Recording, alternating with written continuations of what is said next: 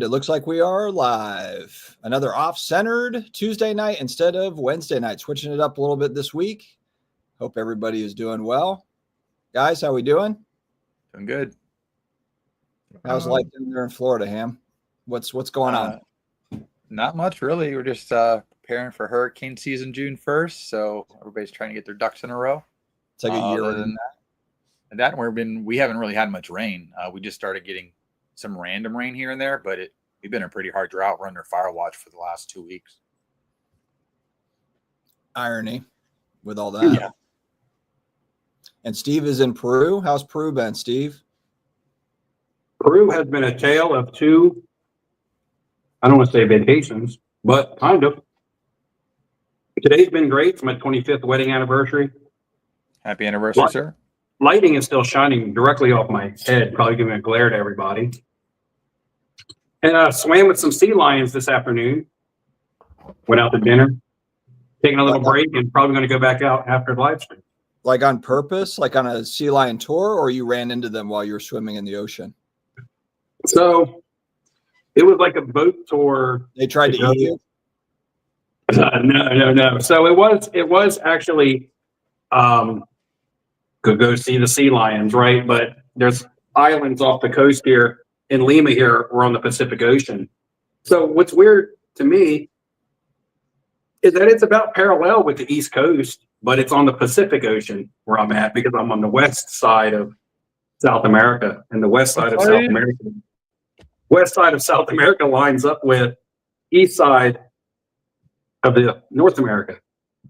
It's funny that I'm saying west side also because the street that I'm staying on is called Tupac Street. It's even spelled T-U-P-A-C. Can't make it up. They still aren't over it yet. He's still alive. He's still alive down there. He might be. So when we're going around trying to find our way back to the apartment, I look at people and say, "We're looking for Tupac. Where can I find Tupac?" And they just look at me like I'm weird. I got my Inca Cola. Like gringo. Inca Cola. What's up, Brian? So good to see you. I tried this in Atlanta at the Coke World. At the Coke place, you can try all those different Coke flavors. And this is the one for Peru. But if you come to Peru, it's just common. You get it out in any store. It's the standard one. It's like that orange soda that you get in India. Oh, I don't know. I've never been to India.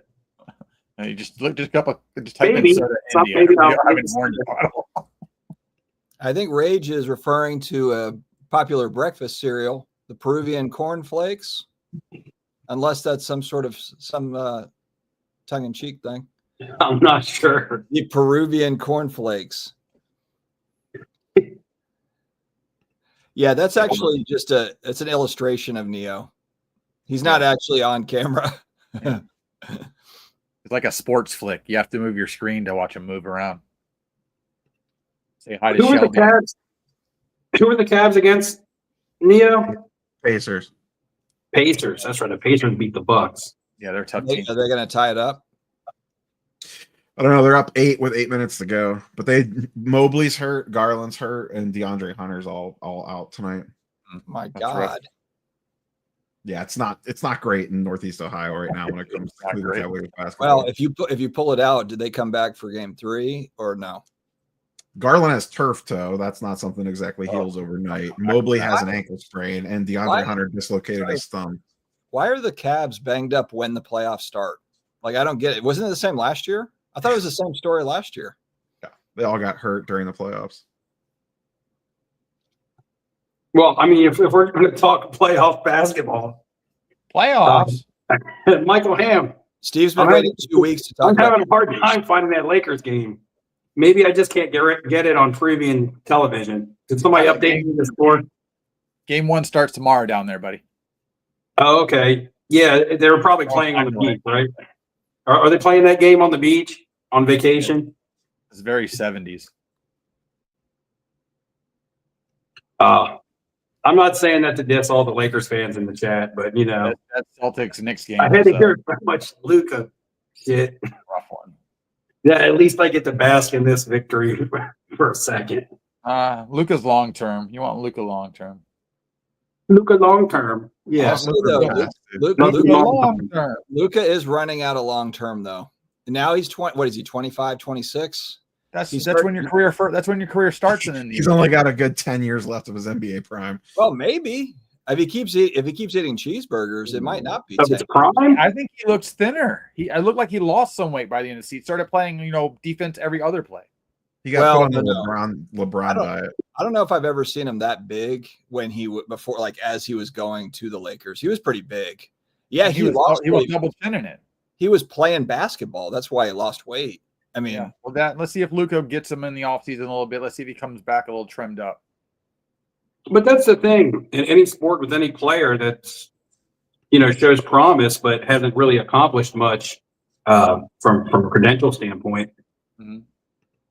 Is the thought process of, oh, he's got plenty of time. He's got plenty of time. He's got plenty of time. Like everybody has plenty of time until they're out of time.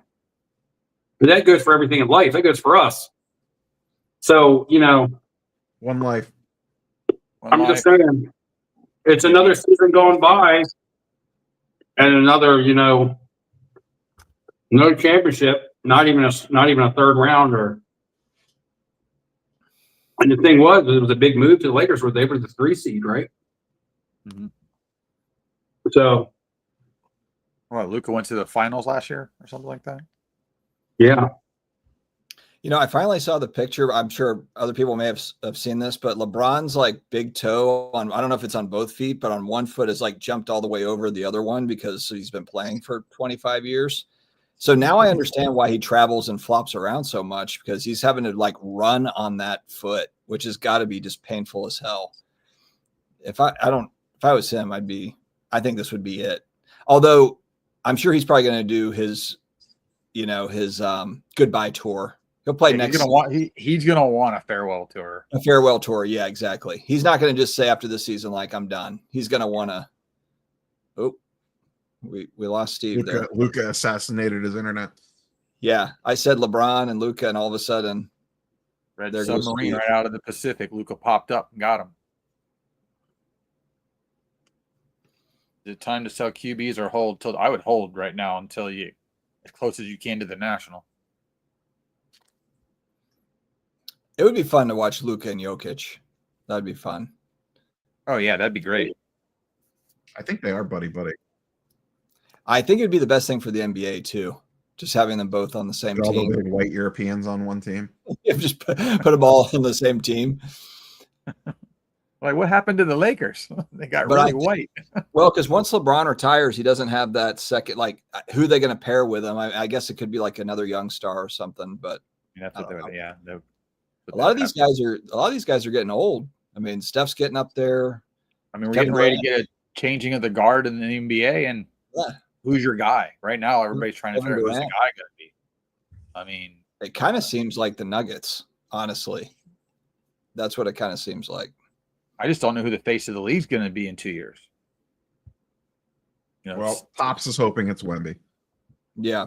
I think that's your best bet. I mean, he seems like the cleanest guy right now. He's pretty likable. He plays offense and defense. I mean, those linky guys either fall apart or they last forever. I mean, I like Wemby long term. I mean, I'd like SGA is see about to him win an get more MVP, stuff so yeah. he's pretty young. Like, I don't feel like he's the face of the league. Like, I wouldn't be like, that's your guy. I mean, if they win the title this year, I mean, wasn't Giannis supposed to be the face of the league? And what happened there? his team sucks. Well, he's a superstar. He should be carrying his team. Cody, for this one, Can't carry anything we really want to That's what lose. he's complaining about every other superstar. the pointers on this one are eBay sold listings, card ladder, market movers. It depends on which cards we're talking about. First, you're talking about selling some of your baseball cards. That's where you would want to check value at least. That's 130 point. 130 point, another But option. 130 points going to pull from like 5 different platforms. I think, does Market Mover still only access eBay? No, they've got a variety. I thought 130 points is just eBay. No, I don't think so. it's Prestige. Oh, It's, they pull multiple now too. yeah. They've been pulling like 5 different platforms for a while.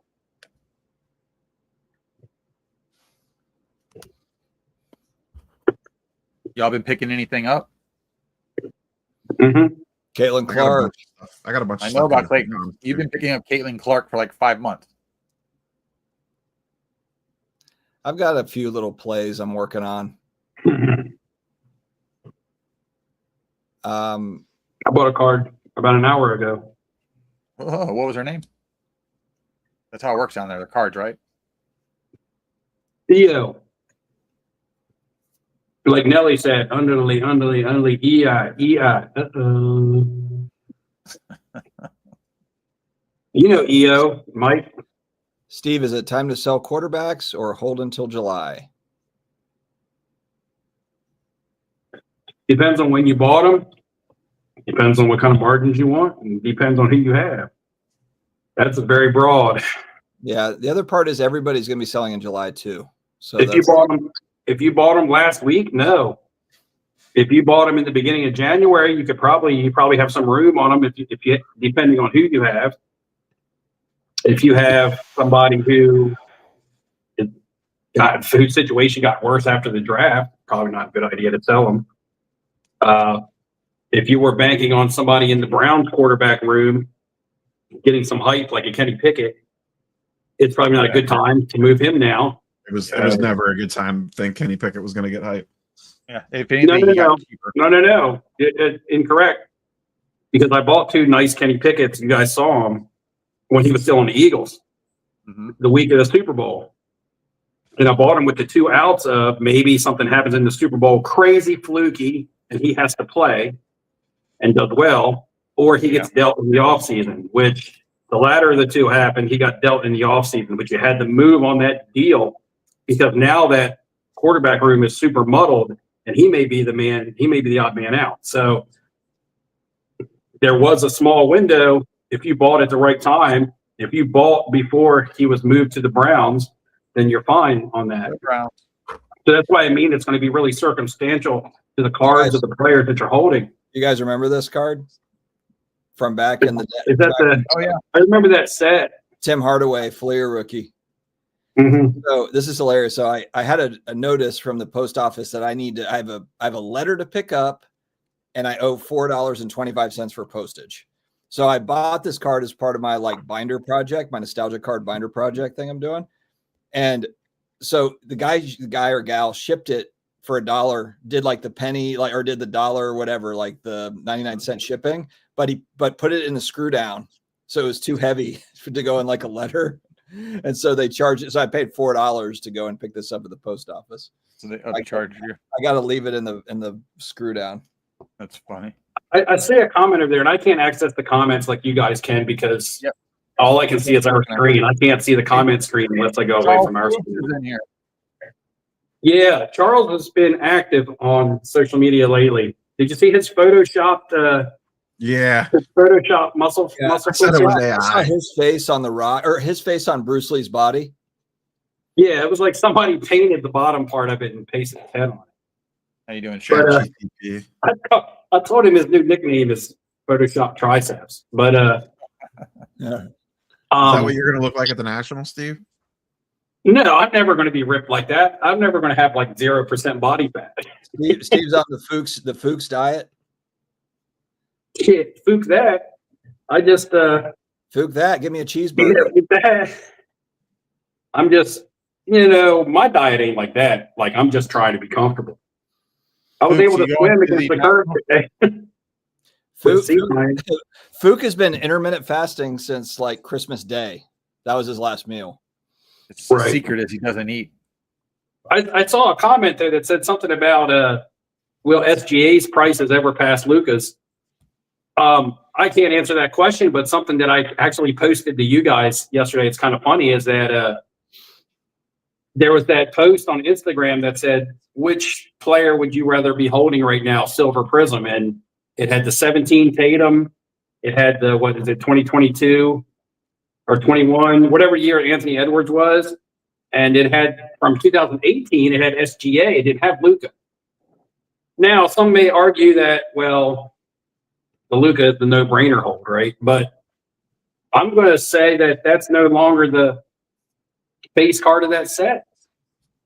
At least according to that post. I really don't know. I mean, maybe it still is the face card of that set. The Jordan will forever be the face card of the 86 Fleer set. The David Robinson that Dutson likes to show will forever be the face of that hoop set. What will be the face of that 2018 Prism set if that, 2017 football is the Mahomes? Will it be the Luka or will the SGA pass it? Yeah. I'm just glad we're going to be online when Neo breaks something in his office with like 30 seconds left in the game. I'll turn the camera off. Dude, I'm not about to go viral for throwing something through a monitor. If we were watching a Saints game, there's no way I could stream. There's absolutely no way. Like Jekyll and Hyde. It'd be actually, it might be good entertainment. Maybe I will stream. Hey, maybe you should. What are you talking about? Might boost viewership because it gets a little nutty. Yeah, but then again, just to backtrack. What? Go ahead. Yeah, I was just going to say, just to backtrack to what we were talking about, though. SGA could win a title this year. He could win one next year, and his values may still never pass Luka's just because it's not always performance that drives value. Performance is part of it, but that Luka, that international market is strong, and then the markets that he played in, Dallas and now the Lakers, are both really a lot stronger than the OKC market. Well, what happened? Think about Giannis. Think about how hot Giannis was, and he's got a title. Does Giannis have 2 MVPs? Yeah, he a has couple 2 defensive MVPs, player of the year. a couple defensive, and he's got a title, and he is a forgotten man. And wait till he gets traded this offseason. That's what I was getting at. Likability is huge, and then market's very big as well. That's why I was trying to figure out who's the face of the league in 2 years in the NBA. I couldn't tell you right now. But somebody has to break out. That's what's happened when people have success and then, kind of fail. Yeah, Mahomes has probably fallen off a little bit too. Oh, 100. Yeah, he has 100%. Not many people are talking about Mahomes. They're talking about the young guys. I mean, even C.J. Stroud, who had a really good rookie season, was not talked about at all. Nobody cares about C.J. Stroud right now. They care about Jaden Daniels. Yep. It's just the way that things go. Next up, yeah. Or if somebody just catches fire and starts getting all the publicity, or people are talking. Well, and when we start to talk about age, and I'm not talking about age, the number. I'm talking about years in the league. Giannis is not what we would consider to be young. And he may be young, like I said, by actual age, but when you look at how long he's been in the league, yeah. When we look at Mahomes, Mahomes is the old man of the NFL quarterbacks at this time, it seems. Yeah. But you still have some of the veterans hanging out. Russell Wilson and Aaron Rodgers, they've gotten in the twilights of the career that can't perform like they used to. But Mahomes is the old man. When you start talking about all these quarterbacks, but he's only been in the league since 2017. He's not even, probably through half of his he's not even through half of his career yet. Yeah, and half these guys are in the league are going to dream to even have what he's already accomplished. Fuchs has got the blue wrench on your channel or somebody's channel, and he hasn't stopped it in like a year. He's only here for Gary. Who does he have the blue wrench on? He has some special mouth that he just mine. Fuchs he hasn't used the wrench in over a year easily.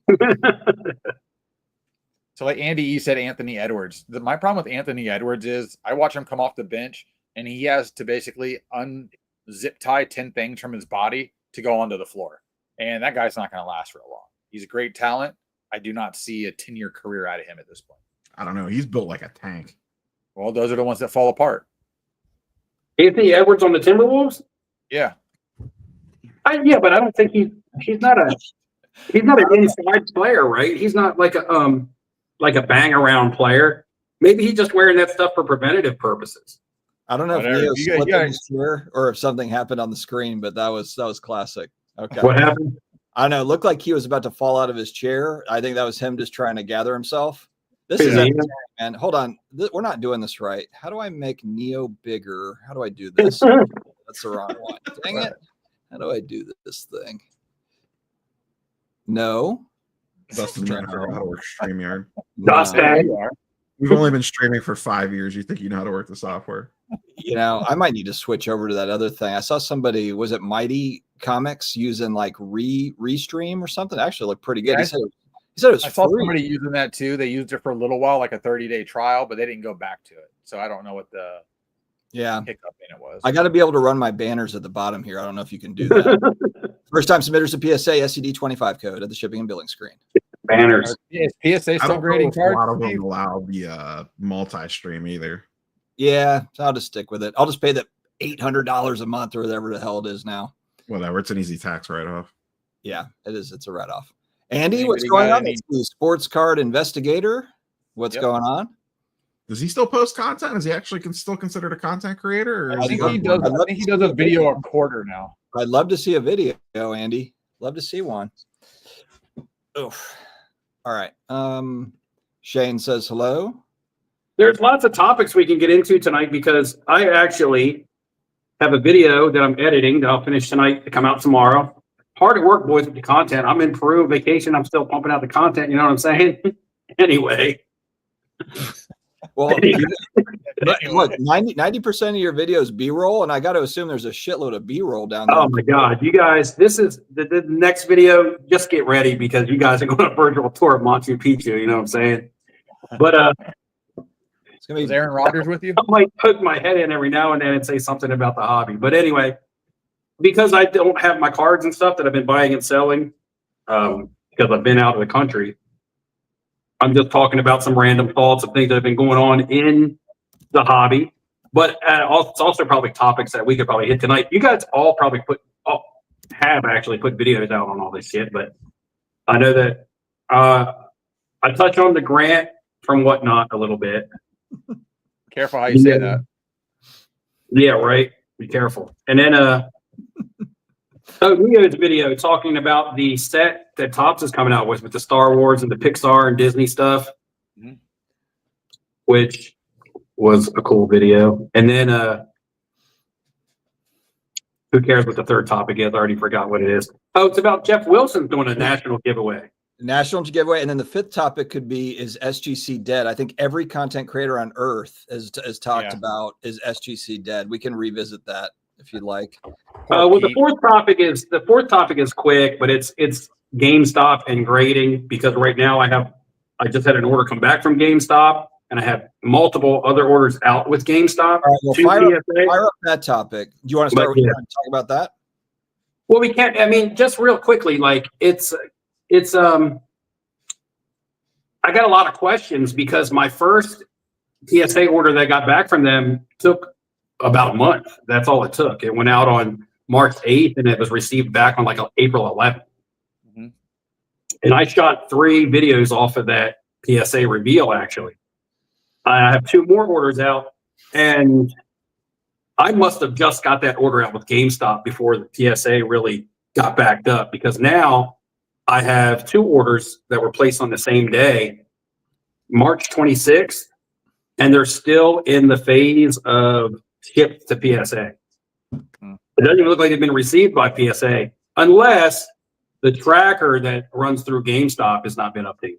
So I just want to put away any thoughts of, if you go through GameStop, it might be faster or things like that, because as of right now, from personal experience, that first order was fast, but it looks like that was kind of an anomaly or luck. I just beat the cutoff before things really got backed up. It wasn't. I got them back in a month because GameStop is faster. If that was the case, I would have gotten these next 2 orders at least Caps it at 3. through. Keep Part going. of Keep it now. going. No, that's all right. That's all I got to say. Yeah, that was one of my questions I had. Was the GameStop stuff being pushed in front of everything else? That might have been starting that backup because they wanted to appease the people going to GameStop with that turnaround time as part of maybe an agreement with GameStop. So Mhm. that's what I was figuring. So based on that, are you just going to go through GameStop each time just because of that until like it changes? Like you may as well, right? Well, I'm going to continue to go through GameStop because it's easy. And if you're a GameStop like member, like if you have a membership, like you can get through being a, it looks like you're like the last one. Get it, buddy. Kill that fly. Easy. But they just handle all of they send the cards to PSA. PSA actually does the research on your cards. The first time I dropped my cards off at GameStop, I asked them, I was like, so who's going to fill out all of the information on the cards? Because, if you submit yourself, you got to put the card and the set and, yada, yada, yada across the board.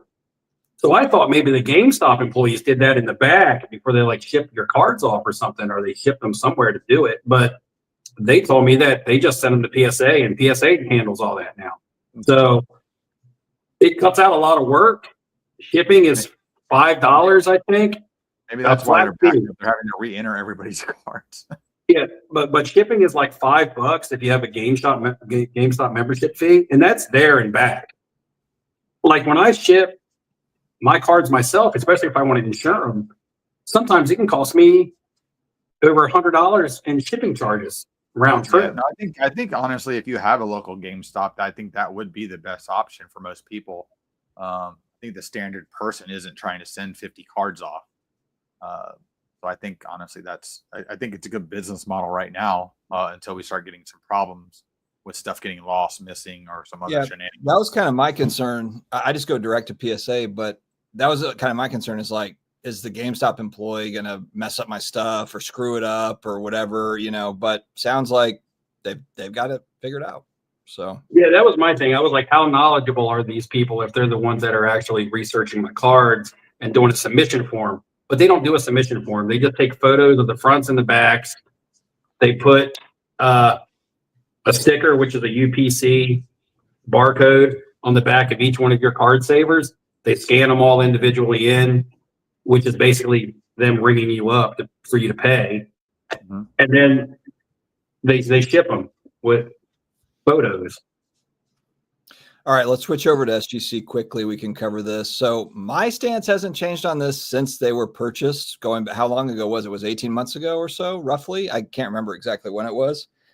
And I said at the time that I think the SGC brand is going to stay. I don't think that, but right when it happened, Nat Turner came out and said it's clear based on our data that people use SGC for, especially on the vintage side, because they don't want to use PSA. There's not a lot of crossover there, meaning like they're like the anti-PSA. So, and I don't really think that's changed that much in the last 18 months. People still go to SGC and, that like SGC and that's that. I think the reason why Pete is not out front and center is just because he doesn't need to be really. He doesn't need to be. Maybe and I think people speculated he might be kind of out the door, like maybe he had a 2 or 3 year agreement or something, and then he goes out. Maybe that's true. I don't know. I haven't had any contact with him either, like a lot of people, but I think because, he's just not as front and center, there's a lot of, assumption that, something's going sideways, but SGC is getting more cards than they ever have before over the last couple of months based on the gem rate data. So it's not like SGC is slowing down as far as their volume. I mean, their turnaround time's slowing down a little bit, but they're not slow. They're still getting more business than they ever have before. And I don't think that it serves PSA or collectors to get rid of SGC or, make SGC the, Boca Raton PSA or whatever. It just doesn't make sense unless SGC just completely falls apart, which they haven't done. So I don't know. That's just my take on it. I don't think anything's really changed. Now, if Pete's maybe moving on to other things or whatever, eventually, then maybe, but I don't think SGC is going anywhere. I don't see it. Yeah, I kind of look at it as, say, if Coca-Cola bought Pepsi, right? They wouldn't discontinue making Pepsi because there's still people that prefer the taste of Pepsi over Coke, even if Coke is the majority or vice versa, whatever. But you get what I'm saying. It just wouldn't make sense. It's still something that's going to make them plenty of money because there's consumers that prefer it. So. And PSA doesn't need, it's not like PSA needs to fold them up to it. It's like PSA is already advancing on their own. Like if SGC is still booming and still getting a lot of cards, still getting more cards they've ever gotten, why would you fold them up? It makes no sense. PSA is going to grow regardless. They got offices opening in Germany and, they've got offices going up all over the place. They don't need to fold up SGC. I just don't see it. But anyway, go ahead, Steve, or Ham, or anybody else who wants to chime in. 48 seconds. I think SGC Pete is locked up in a basement like Sloth, and they just throw him candy bars. Personally, tell us what you really think, Ham. Well, that and I think the long-term goal is to get rid of them, to absorb them, and just PSA just take over. I don't know if it's going to be a year or two, but I'd say 5 years from now, I do think PSA just wants to be that dominant factor, and they just want their PSA logo everywhere. They don't want any other three-letter acronym for grading to be out in front of them. And I think that's what they're going to keep doing. And if they can absorb more people, they're going to do it. Now, I mean, I personally would like it if they did PSA grading in Florida. There's a crap ton of cards here. There's a lot of people that grade out of Florida. I'd love to see the numbers that just come out of a state. And I think it would be beneficial for them to have a grading company or like, you know, the Southeast right over in Florida. I just think it would be easy for them and very convenient for everybody else. Yeah, I mean they've got the New Jersey office, so they've kind of got the East Coast covered as far as that goes. And then, I mean, look, they just opened up a submission center at Burbank. You know, I mean, they'll probably have submission centers with PSA employees all over the country here in the next couple of years. That Burbank store was that first retail store. There'll probably be a dozen of those in the next couple of years. Well, that, and I'm still waiting for whoever comes out with the on-site grading machine where you just pop your card in and it spits it back out. Oh, yeah. I don't care if it's Neo any just gimmicky. flopped in his chair. Neo just flopped in his chair. So It's going to be gimmicky probably at first based on who puts it out, but if it's going to be successful, I mean, simple as that.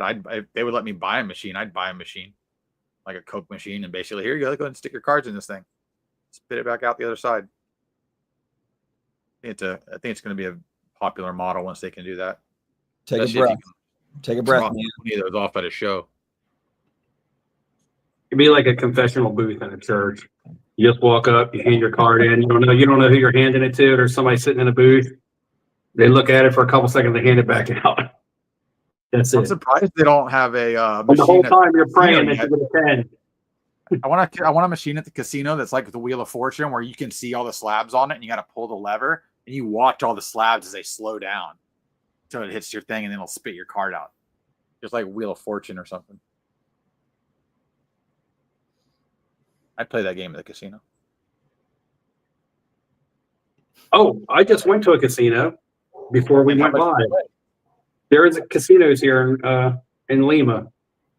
How are they compared to the ones back home? Okay, the casino inside was really nice, and they had a nice slot machines. And all of the staff was dressed really nice. I mean, it really seemed upper scale. They have steps to go up separate sides. So to the left side to the second floor was table games for Solis, which Keep going, Caribbean guys. Solis. What's that? My dog's barking. Keep going. Oh, I'm just okay. going to figure out what's at the door.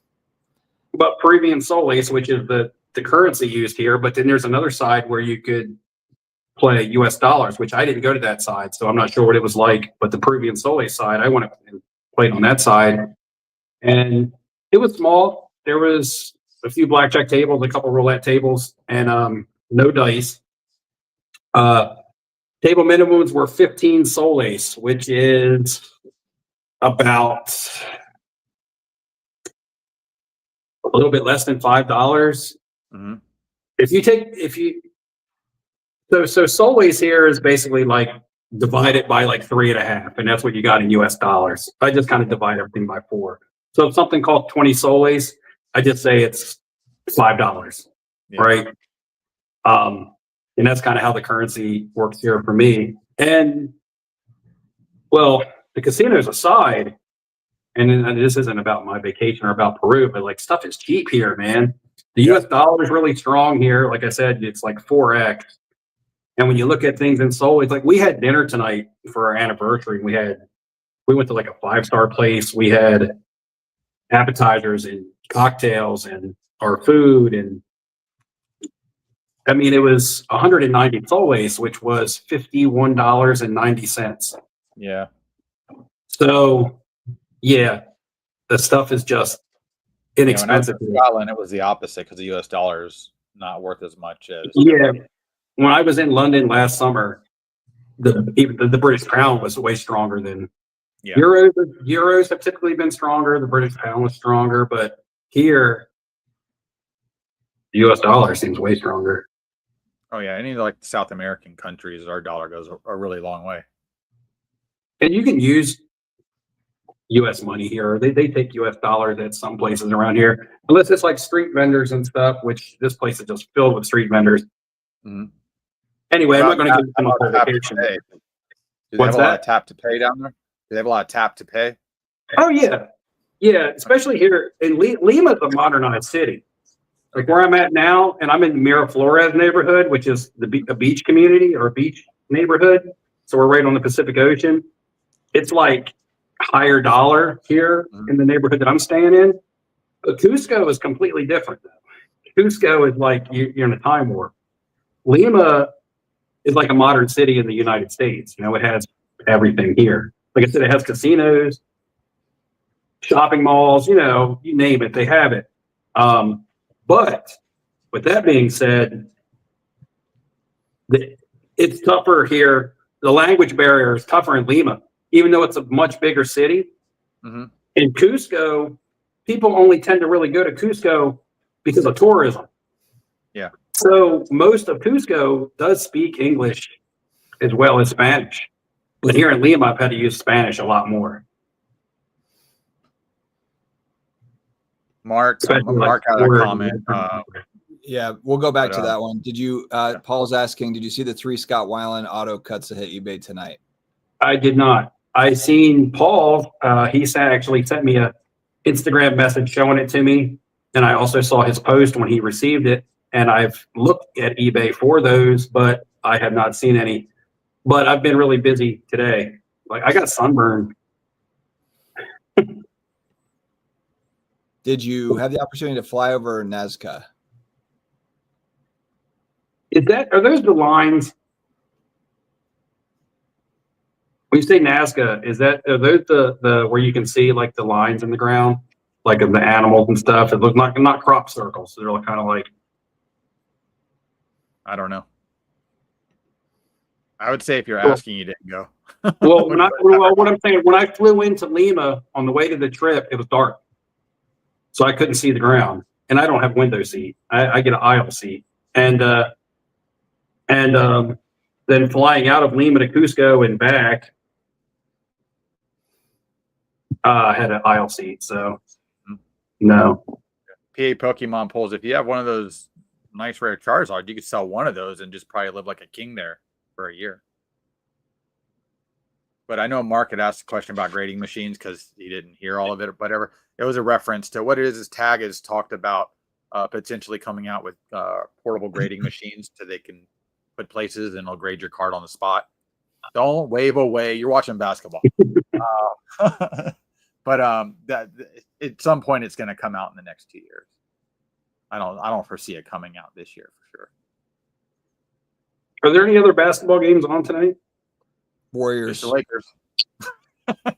The Warriors have the Wolves. Game 1, I think, right?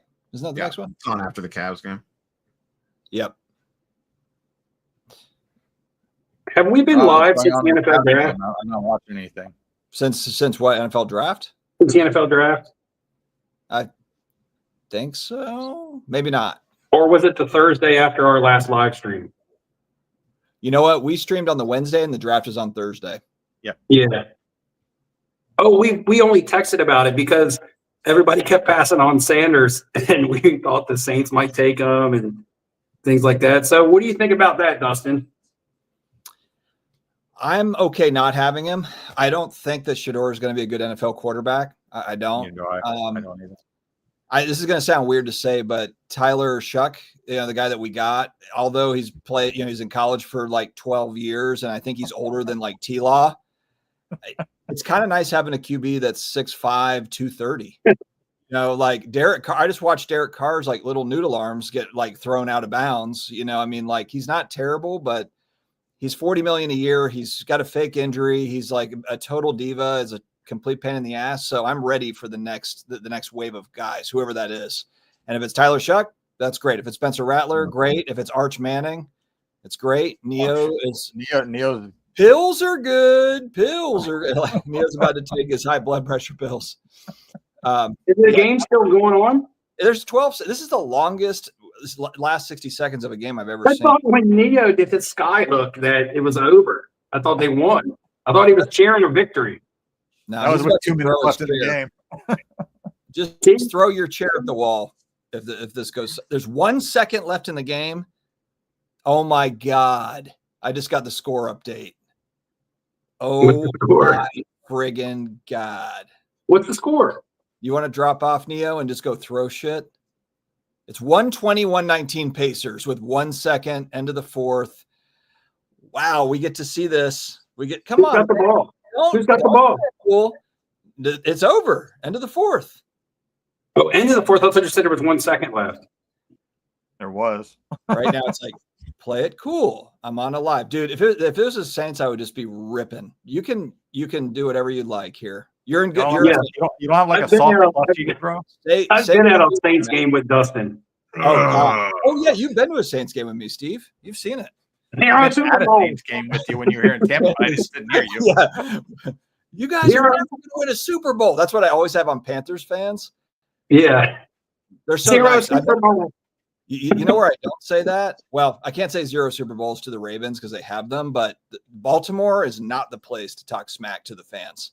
That was a place. So me and my wife, and I can't remember which year it was, 2018 or 19, Justin Tucker, timely, just got cut. Justin Tucker. So like Saints are losing the whole game. And then I'm yelling at him. Of course, I've had a few drinks. I'm yelling at all the fans, like, get ready for this comeback. Kind of like joking. But then we do come back. We go up on them. And then the Ravens come back and score. And then Justin Tucker shanks the extra point. He misses the extra point like wide right. And everybody's just like in complete shock. And I'm like, told my wife, I'm like, we got to run out of here. We got to get the hell out of here fast. So, Are any of y'all following baseball right now? I don't believe in that. No. And what's going on in baseball? Too many games. No, there to follow from the was a beginning. question earlier about Aaron Judge surpassing what Mike Trout was, or becoming what Mike Trout was. at one point. I don't know how to make Neo's face bigger, but I have to figure out how to do this. Shit. How do I That's friggin' you still. You can't drag know. him over. I'm trying to do that. There we go. There he is. All right. It's too late now. Bask in the What's your glory. window? God, man. This is a time when when you go nuts. It's okay. You missed your I- window. So you watch the game. Give me your summary of how you feel about what happened. I mean, they blew it in the last 3 seconds. What happened with Mitchell? He scored like 50. Fantastic. Well, Wow, this is a really passionate, emotional response, Neo. This is a lot out of Neo. What are you talking about? This is going to be like, I'd hate to see when the Browns win the Super Bowl, Neo's just going to be like with a smile on his face. Like, dude, the Browns just won the Super Bowl. That was a pretty good game. We knew yeah, it. but look, Neo sits and watch Cleveland like all the time. How many live streams do we go live and he's sitting and watching Cleveland? So he's a real fan and he's sitting there with his team and they finished first in the East this year, like really showing hopes. And now they're like, does they go 0-2 now? Yeah, they're down to it too. So now they're down 0-2 and like sometimes you go in. With half the team hurt. Sometimes you go in hopeful because, you know, your team might be like an underdog and you go in hopeful and you're hoping that they win, you know, but best case scenario, but sometimes you don't expect them to win. But like, I'm pretty sure some of the Cleveland fans right now are like really true believers. So it makes it even hurt like worse when they look like they're like playing their worst basketball of the season when it really counts. Well, and this is 2 years in a row. Because I remember last year, their team was all banged up in the playoffs too. But I'd still think last year, I don't know if they were still expected to be the team. And I even if they finished first in the East, were they expected to be the team or like the Celtics and stuff, still kind of like the favorites, throwing seedings aside? I really don't know.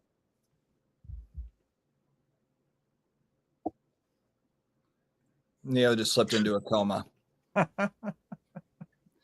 Dude, I would literally probably, if it was a playoff game and the Saints lost, I'd leave the stream immediately. Yeah, no, I get in the playoffs is where I get ramped. I mean, at the game I'm loud, but during the playoffs I get extra boisterous. Well, I mean, for ratings, I'd throw an F-bomb or something and I'd throw something against the wall and then I'd go out. But still, I mean, then I'd be off. Yeah. Here's the thing too. You remember like in the 90s, like teams go down 2-0, like that was pretty much a given. Now, granted, I guess did the Cavs have home court both nights? Yeah, these were 2 Cavs home games. Yeah, that's brutal.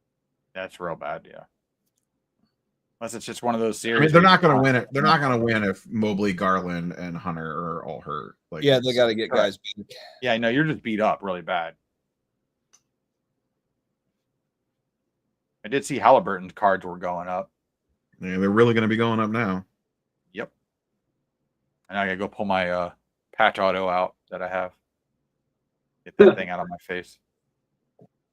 Cam, what the hell are you doing with a Halliburton patch auto? When I bought that big collection, it was one of the cards in it. And it wasn't even sleeved. It was like he won it in a break and just got some stuff in the mail and just tucked it in a 5-row. And I was How just much of that collection have you sold? come across a quad patch auto rookie of Halliburton. No, how much of that have you sold? I just held on to it because I just knew he was a good young Oh, player. no. I'm asking how much of that big collection have you sold? Probably about 90% of it now. That's where I got the Lucas good. Silvers and stuff like that. That you have or you sold? No, I still have them.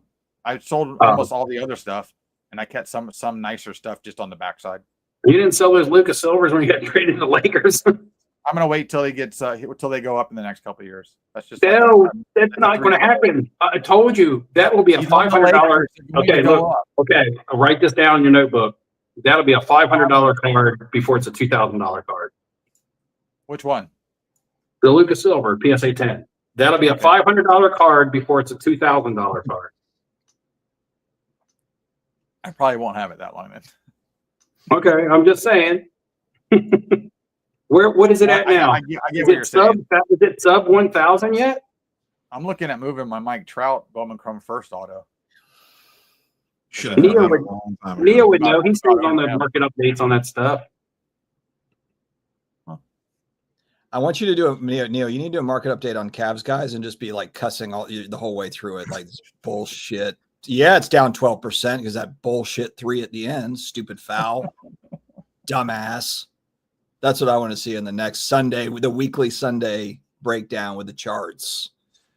So, like, real quick, we'll circle back to baseball for a second. Do y'all think Neo's videos for the rest of the week are like, "Hey, welcome back for another," or what? How does it start? Hey, YouTube, what's your intro? It's boys and girls. No. That's the YouTube end. How do none of you know this? I've No, I literally been watched- posting videos for 5 years. I know I've watched it, but it's like it's Well, I can see you guys watch my content. I watch it every day, except for the pack opening stuff. I don't watch, but I know watch he uses. I know he refers to the viewers. Sometimes it's "What's up, boys and girls," and sometimes I think he used to turn. I know how he ends it every time? All right. Well, now it's a thing. It's like YouTube. why I know I boys watch and it. girls. It's like, hey, YouTube. Hold on, let's fire up. I think he said YouTube land sometimes out there in YouTube land. Neo, I think I'm the most accurate out of everybody. Hold on, Steve. You're Quiet for a close, second. Steve, but no one's gotten it right. This Quiet. is sad. Word for word. What's going on, YouTube people? That's it. Yeah, Okay. chat's got it. I said YouTube people. Did Oh, you say? did. I didn't hear you say people. Oh, I did. I Oh. said YouTube people. I should say this too. So I know the thumbnail and everything it had Gary V on it. Gary V will be coming a little bit later on. So I didn't say anything in the very beginning. So I'm sure there's some people that are here that are like, where's Gary And V? there was a person that said they were here for Gary V only. Yeah, the guy with the blue He by the way? doesn't count. The only guy with the blue ring, Fuchs. Fuchs. Yeah, Fuchs is the guy that was here just for Gary V. Well, he'll be back. I think he was being sarcastic. I don't know. I I don't haven't think seen so. Fuchs I in don't the know. chat in a while. A Oh, lot. no. Come on Instagram. Show us Fuchs all the Fuchs time. seems like a Gary V truther. He might be. He does Photoshop his biceps and triceps. everything. His head on things. Maybe he can get himself a. To the channel. Maybe he can get himself a V friend. What would we call it? It'll be ex-friend of the channel. Fuchs and Fuchs. I had a Gary V card over here from his wine collection set. I don't know where it went. I'm going through all these Pete Alonsos I have from that collection I bought. Two. Maybe that was a B-Fans photo in that on Facebook that Fuchs posted.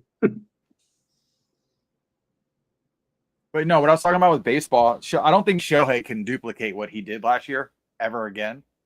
I still think he's one of the best hitters and players in baseball. But what Aaron Judge is doing is phenomenal, and then what Pete Alonso is doing is phenomenal as well. He may win MVP and comeback player of the year if he keeps it up. So is Aaron Judge like? So for baseball, is he kind of a safe buy just because he's going to go down as a Yankee? No, Is he's he- going to get busted for performance enhancers. Oh, you think What do so? you mean performance enhanced? He's just a huge human being. You see the gap in his teeth? What? No, though he doesn't have that anymore. He has teeth fixed. He had to get them fixed because he had a gap from using human growth hormone. Hold on a second. Well, A gap his in your entire teeth body's means a human you're growth hormone. HGH? I don't think that's It's all in your gums that grow a bit too big and your teeth start to get gaps. That Look dude, at go how look at his old unfortunate your photos when he teeth. was a kid. He looked just like that as a kid. I had a Dude, gap. yeah. I had a gap when I was a kid. All right. All right. All your HGH there, buddy. Just write this one down in your notebook so I can have another I told you so. Oh, there we go. I like Aaron Judge, but his concern early on was being healthy. And Look, I don't mind. It makes the game more exciting. You guys cheer. You guys are Barry. Well, I know Dustin. You guys like Barry Bonds, right? I love Barry Bonds. Barry's So, the best. why are you so why are you so adamant in defending Aaron Judge? I'm not defending him. You're just You can't play both sides of the coin. HGH. You're being hypocritical, him. Is that Inca Drink Alcoholics? Maybe we can get maybe we can get Gary V to make you a V friend called Hypocritical Ham. What kind of sugar's in that? Is that cane sugar? I feel like that's one of those. No, I got the low calorie, low sugar version. They actually make one of these here. Oh, that's funny. Looks like a long ingredients list. That's because it's in multiple languages. Oh, see, I wouldn't expect you to know that though, Ham. I haven't seen this 28 No, relics. I've never had one, so no, I wouldn't. I haven't You're seen right. this one. I'll have to check that out. What, Inca Cola? What? Oh.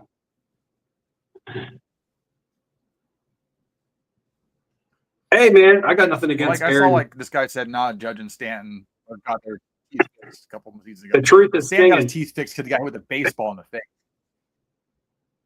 The truth is stinging them right now. Whose video is it? Uh, 28 relics. I don't. just posted. It's been all over social Yes. the last couple days. That title. What, I The think, the body cam injections of video? plasma- Wife snaps after learning about husband.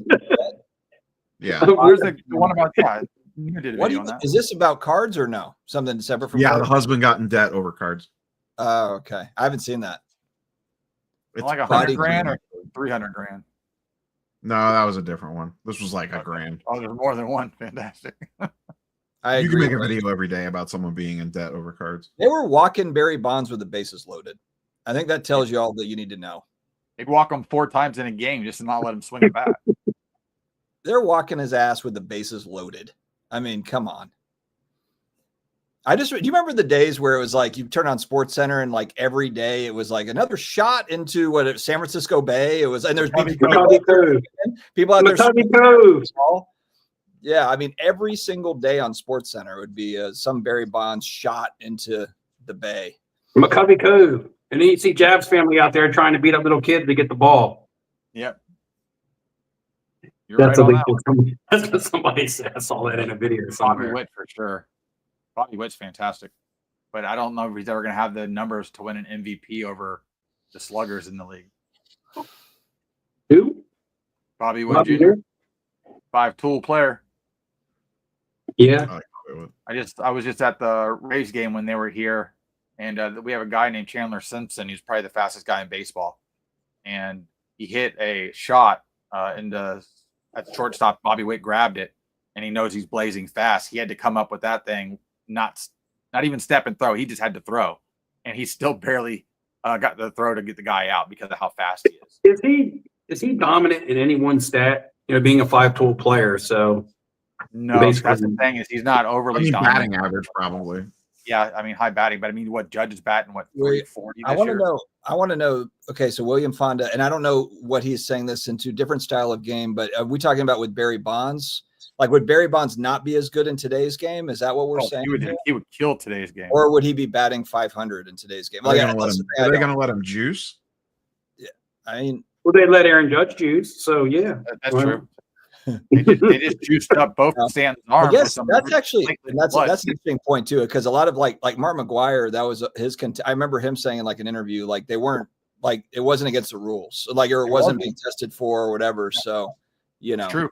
But I'm just trying to generate that heat in chat by saying Aaron Judge is juice and watch how many people I get heat from.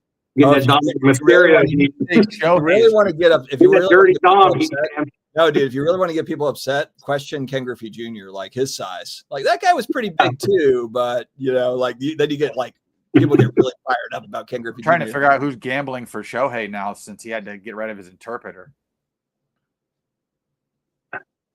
Oh man, I hate not being able to see chat. I'm on pro juice. I'm Different type of juice these days. I just turned That's what I'm 44. saying. I If feel it's like I need to injected- get the Barry. I need to get the Barry Bonds cream or whatever. What was he using? Like the cream. That'd be awesome if they just sold Barry Bonds. Balco. In the next few weeks, all of a sudden, I'm just like, "Graw, the head is even bigger." Big Like, ass shoulder. oh, big head. We all Um, have giant heads that were just jacked. But I was asking about Bobby Witt dominating one stat because there's been lots of 5-tool players that I remember being great during their time and being great as somebody who played fantasy football or fantasy baseball. But there are guys that nobody talks about or cares about anymore. Yeah. I think of a player like Bobby Abreu. You Phillies fans in the chat are going to know who I'm talking about. Bobby Abreu, and he came in around the same time as Vladdy Sr. Yeah. And nobody really talks about those guys that much anymore. But I remember them being great 5-tool players. When Bobby played. Ray was all juiced up. He was on the sauce. But Alfonso Soriano was another one, right? He got busted like 4 times. Dude, on the football Did he get side, busted? remember like Bill Romanowski? I feel like That guy was so roided up. He was on the old roids too. he was a he was on the old maniac. That guy He was was on the Brian Bosworth stuff. No, he was on the Jack Lambert shit. That's what he was on. But Neo, you okay? Somebody take Neo's temperature. Are you watching replays of the end of the game or No, something? I'm just here. He got real still. He Hey. got real still over there. Neo, how many of your old Cleveland Indians do you think would do Like, this? son of a bitch. What's that? Manny? Was Manny? I'm just asking. So Neo liked the Indians back in the day when they had when they were loaded. How many of those Grab a players do drink. you think were juicing? You think Manny was juicing? I mean, He was, he's right? not getting in the Hall of Fame because everyone thinks he's juiced. I know, but was he ever actually busted for it though? No, but most of those guys were never busted for it. Well, some of them actually, came out. Like Rafael Palmeiro ended up getting busted and all that. Like, He got Some busted of them because he didn't. adamantly lied about it. what about Albert Bell? Oh yeah, he juiced up. That was a big boy, man. Albert Bell was a big boy. Was he just a big guy or was he on the juice? Yes. He was angry all the time. I He was always think juiced of the up. smaller guys, like the middle infielders. Remember middle infielders in the '90s? They were typically not power hitters, and then they became power hitters. Like Carlos Baerga was probably one. You mean like Brady Um, Anderson? Well, he was a center fielder. Yeah, but he went Boone, from like 12 home runs to 55 Brett home runs. Boone. Brett Boone on Seattle. He was like a second baseman for Seattle, and he was really small, and then came back the next season jacked and was hitting like 40 home runs. Yeah, Bell had those cork bats. Like my Great. Yeah, Bell corked bat. Sosa was famous for corking his bat. Yeah, Brady hit 50 from the leadoff spot. He was the first person to do that. He had Not Bell had the Anderson. amazing moment when they took his bat to check for cork and he flexed in the dugout with the biggest bicep ever and pointed at it and said the cork's in here. Yeah.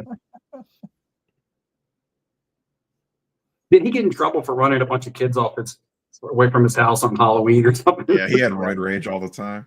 Yeah, actually, these two, Gary Sheffield and Juan Gonzalez, those guys were beasts, and nobody, especially Gary Sheffield, man, Chef was just an animal. But I don't think Chef was ever proven of it happening. But Juan Sheffield was never really a big dude. He was No. pretty lean. He wasn't. And I think- huge. Yeah, Sheffield had more longevity as well. I believe he lasted a lot longer than those guys. He bounced around a couple teams, but wherever he went, he always did. I think I'm that's the surprised. problem with a lot of those guys. They don't have a team to like call their home. Yeah, I'm surprised Chef doesn't have more, and he does, but I'm surprised he doesn't have more hobby love. Just because he was such a good player for a long time, he was consistently good. I mean, I don't even know what's his primary rookie card. I don't even honestly know. Brewers, I'm gonna look. 89 stuff, right? He's got an 89 upper That's deck. probably part of the reason he's lost in the junk wax. He has the 89 upper deck, just like Griffey. Yeah. Does he? He has the 89 base- upper deck. Oh, yeah, maybe he does. Let's see. Yeah, because he I has think he's in the braces. Griffey set. I think he's in the Griffey sets. I think he's in the Griffey sets, but Yep, and he has 89 upper deck. Yeah, 'cause Yep. if you go back and look at like Rafael Palmeira's stats, if you like, he's got like 5 monumental stats across the board, and because of the steroid thing, he's not in the Hall of Fame. Otherwise, he's technically probably Who'd you say? top 10 stat guy. Who's Who'd you say? Chef? No, Palmeira. Yeah, Oh, Paul Mayer. But he really tarnished himself because he went to court and like completely denied it and did the whole read my Yeah, lips. that He was went out. Yeah, he went out straight in front because he has over 500 home runs, over 3,000 hits. He has some stupid RBI number. Like technically, for a Sheffield had Hispanic it. person, he'd be like their guy. Sheffield had a 20-year career. Hmm. But yeah, he played for about every single Major League Baseball team, it looks like. I think that's He the problem with plays those guys. coach They don't have here in collectability to one fan base. Man, Who's basically the remember. only mercenary. I think most people gravitate to him as either a Yankee or a Brave more than anything. oh, I don't think about him as a Brave at all. I think more of a Marlin. Yeah, I'd he say was I with think the it was Marlins. Marlin. 93 Maybe. to 98, he was with the Marlins. Yeah, he won Maybe a World not. Series with the Marlins.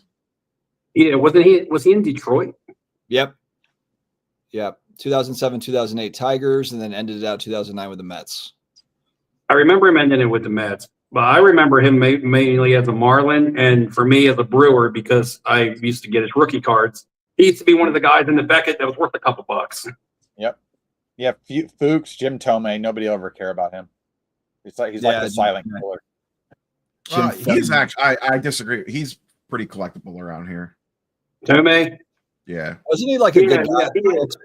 Yeah, people love Tommy. He's He's another always- one. Like he actually never popped up on any lists, I don't think. he's like a. I don't want to say he has a huge following, but he has like the people who like Tomei like collect him hardcore. I had some nice Tomei cards that I acquired in a large lot that I bought, and they were not hard to get rid of. And I didn't have to like really price them low. I mean, they were nice cards like relic autos and stuff like that. But I even think one of them was maybe a 101, but it was graded really low, like in a BGS 6 or something. But I had no problem moving that stuff. Is That this was true, Ham? Mike Charles Trout? T talking about. I remember that game. I mean, I Albert can Bell, see it, the I bases guess. were We're loaded, and talking Albert Bell got hit by a two-day pitch. IL. He refused to take the base. Oh yeah, I He didn't remember want that. to lose the Saw that. at-bat. I'll look real quick. He's I on saw one. that. So is Trout out for the year, or he's No. got significant time? No, they already did an X-ray on him. He didn't have any type of damage. Man, talk about like a guy that fell from grace, hobby wise. Good Lord. I mean, I know there's still a lot of people that pay a lot of money for Mike Trout cards, but Jesus, like 5 years ago, it was like Mickey Mantle 2.0. Yeah, just got. Well, that was the whole Vegas. What was his name? Yeah, Vegas Vegas. Dave. Vegas Dave. Trout Yeah. is here's your hot take. Trout is the most overrated modern player in baseball, and it's not even close. Whoo! Look out. I say when healthy, he's the top 4. Cool. What has he ever done? Have you not looked at his career? What has he ever done besides just compile One player numbers? on the team in baseball can't win a World Series by himself. I do see the health thing though. I see Neo's point with the health thing. I mean, No, I if you do. asterisk, if you say like you said, Ham went healthy and he'd really spent a lot of time hurt. Correct. How many MVPs does Mike Trout have? 4? Name me one moment name me one memorable Trout moment from his entire career, other than him getting I struck don't out watch, by I don't watch Ohtani in Anaheim. WBC. When Bryce Harper said Mike Trout's the best player in baseball. There you go. This is the ideal kind of like the way you hope it works out father-son relationship where Vlad Sr. made like $200 million in his career. I think it's like $175. And then his son just signed like a $500 million deal with the Blue Jays. Yep. That's doing it right. All right.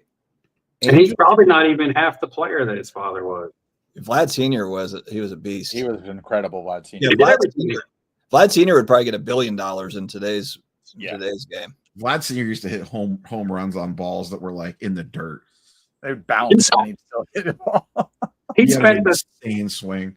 And he spent the twilight of his career, like his last, when you're old and lingering around with Baltimore. And I got to see him play live in Baltimore. I got to see him have a couple walk-off hits in Baltimore when our team was terrible. And we used to just sign old veterans as they retired to try to sell tickets. That Because Expos he team was that he there. was on was really good. That got destroyed by the strike in '94. Yeah, I Carl love- Walker was fantastic. He should have never left and went to Like Boston. they had what? They had Larry Walker, Andre Scalaraga, him. I forget who else. I don't think Vladdy was there yet, was he, Neo? That early 90s team was Walker, Deliner He was on the DeShields. 94 I thought he was on the '94 team. No, he came around the league in like 98, 99. I think he was a little bit later. Him and Andrew Jones came in the league at the same time. Andrew Jones came in with the Braves. Vladdy came in with the Expos. And those were kind of like the two rookies of that class when you were buying cards. Maybe it was 95, No, his rookie year was '96. 96. So it was after the strike, but his rookie year was '96.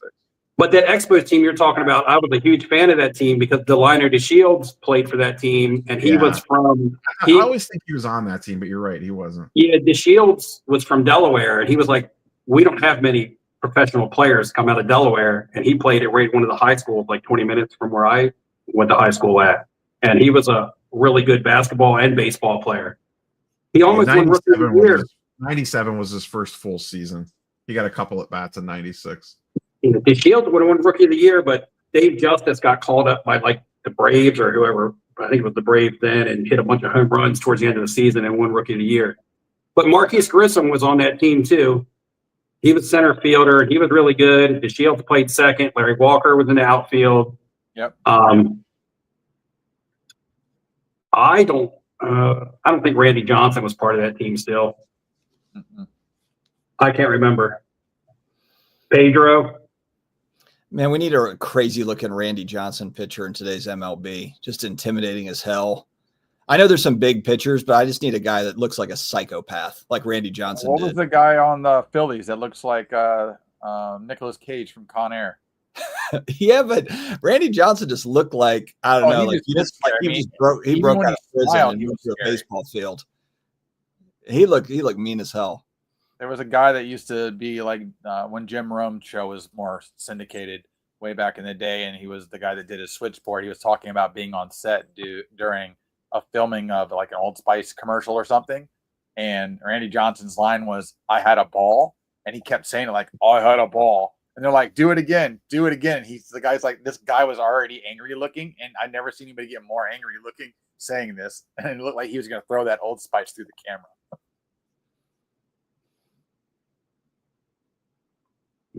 Neo, anything you want? Oh, okay. Just You making doing, sure. Ziggy? I know we talked a lot of baseball tonight, more than we normally talk. But when we talk 90s baseball, I mean, I can talk 90s baseball. I just don't talk much baseball nowadays.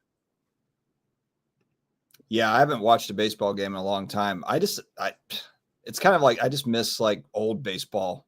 Tom Glavine and Greg Maddux, and Since Yeah, it's 90s been- baseball was the best. I miss the steroids back in those days. That was I that was was just let him do steroids again to be nice. But going to a game, like I was first time going to a Steinbrenner Field game where they're playing at the Yankees minor league park over here.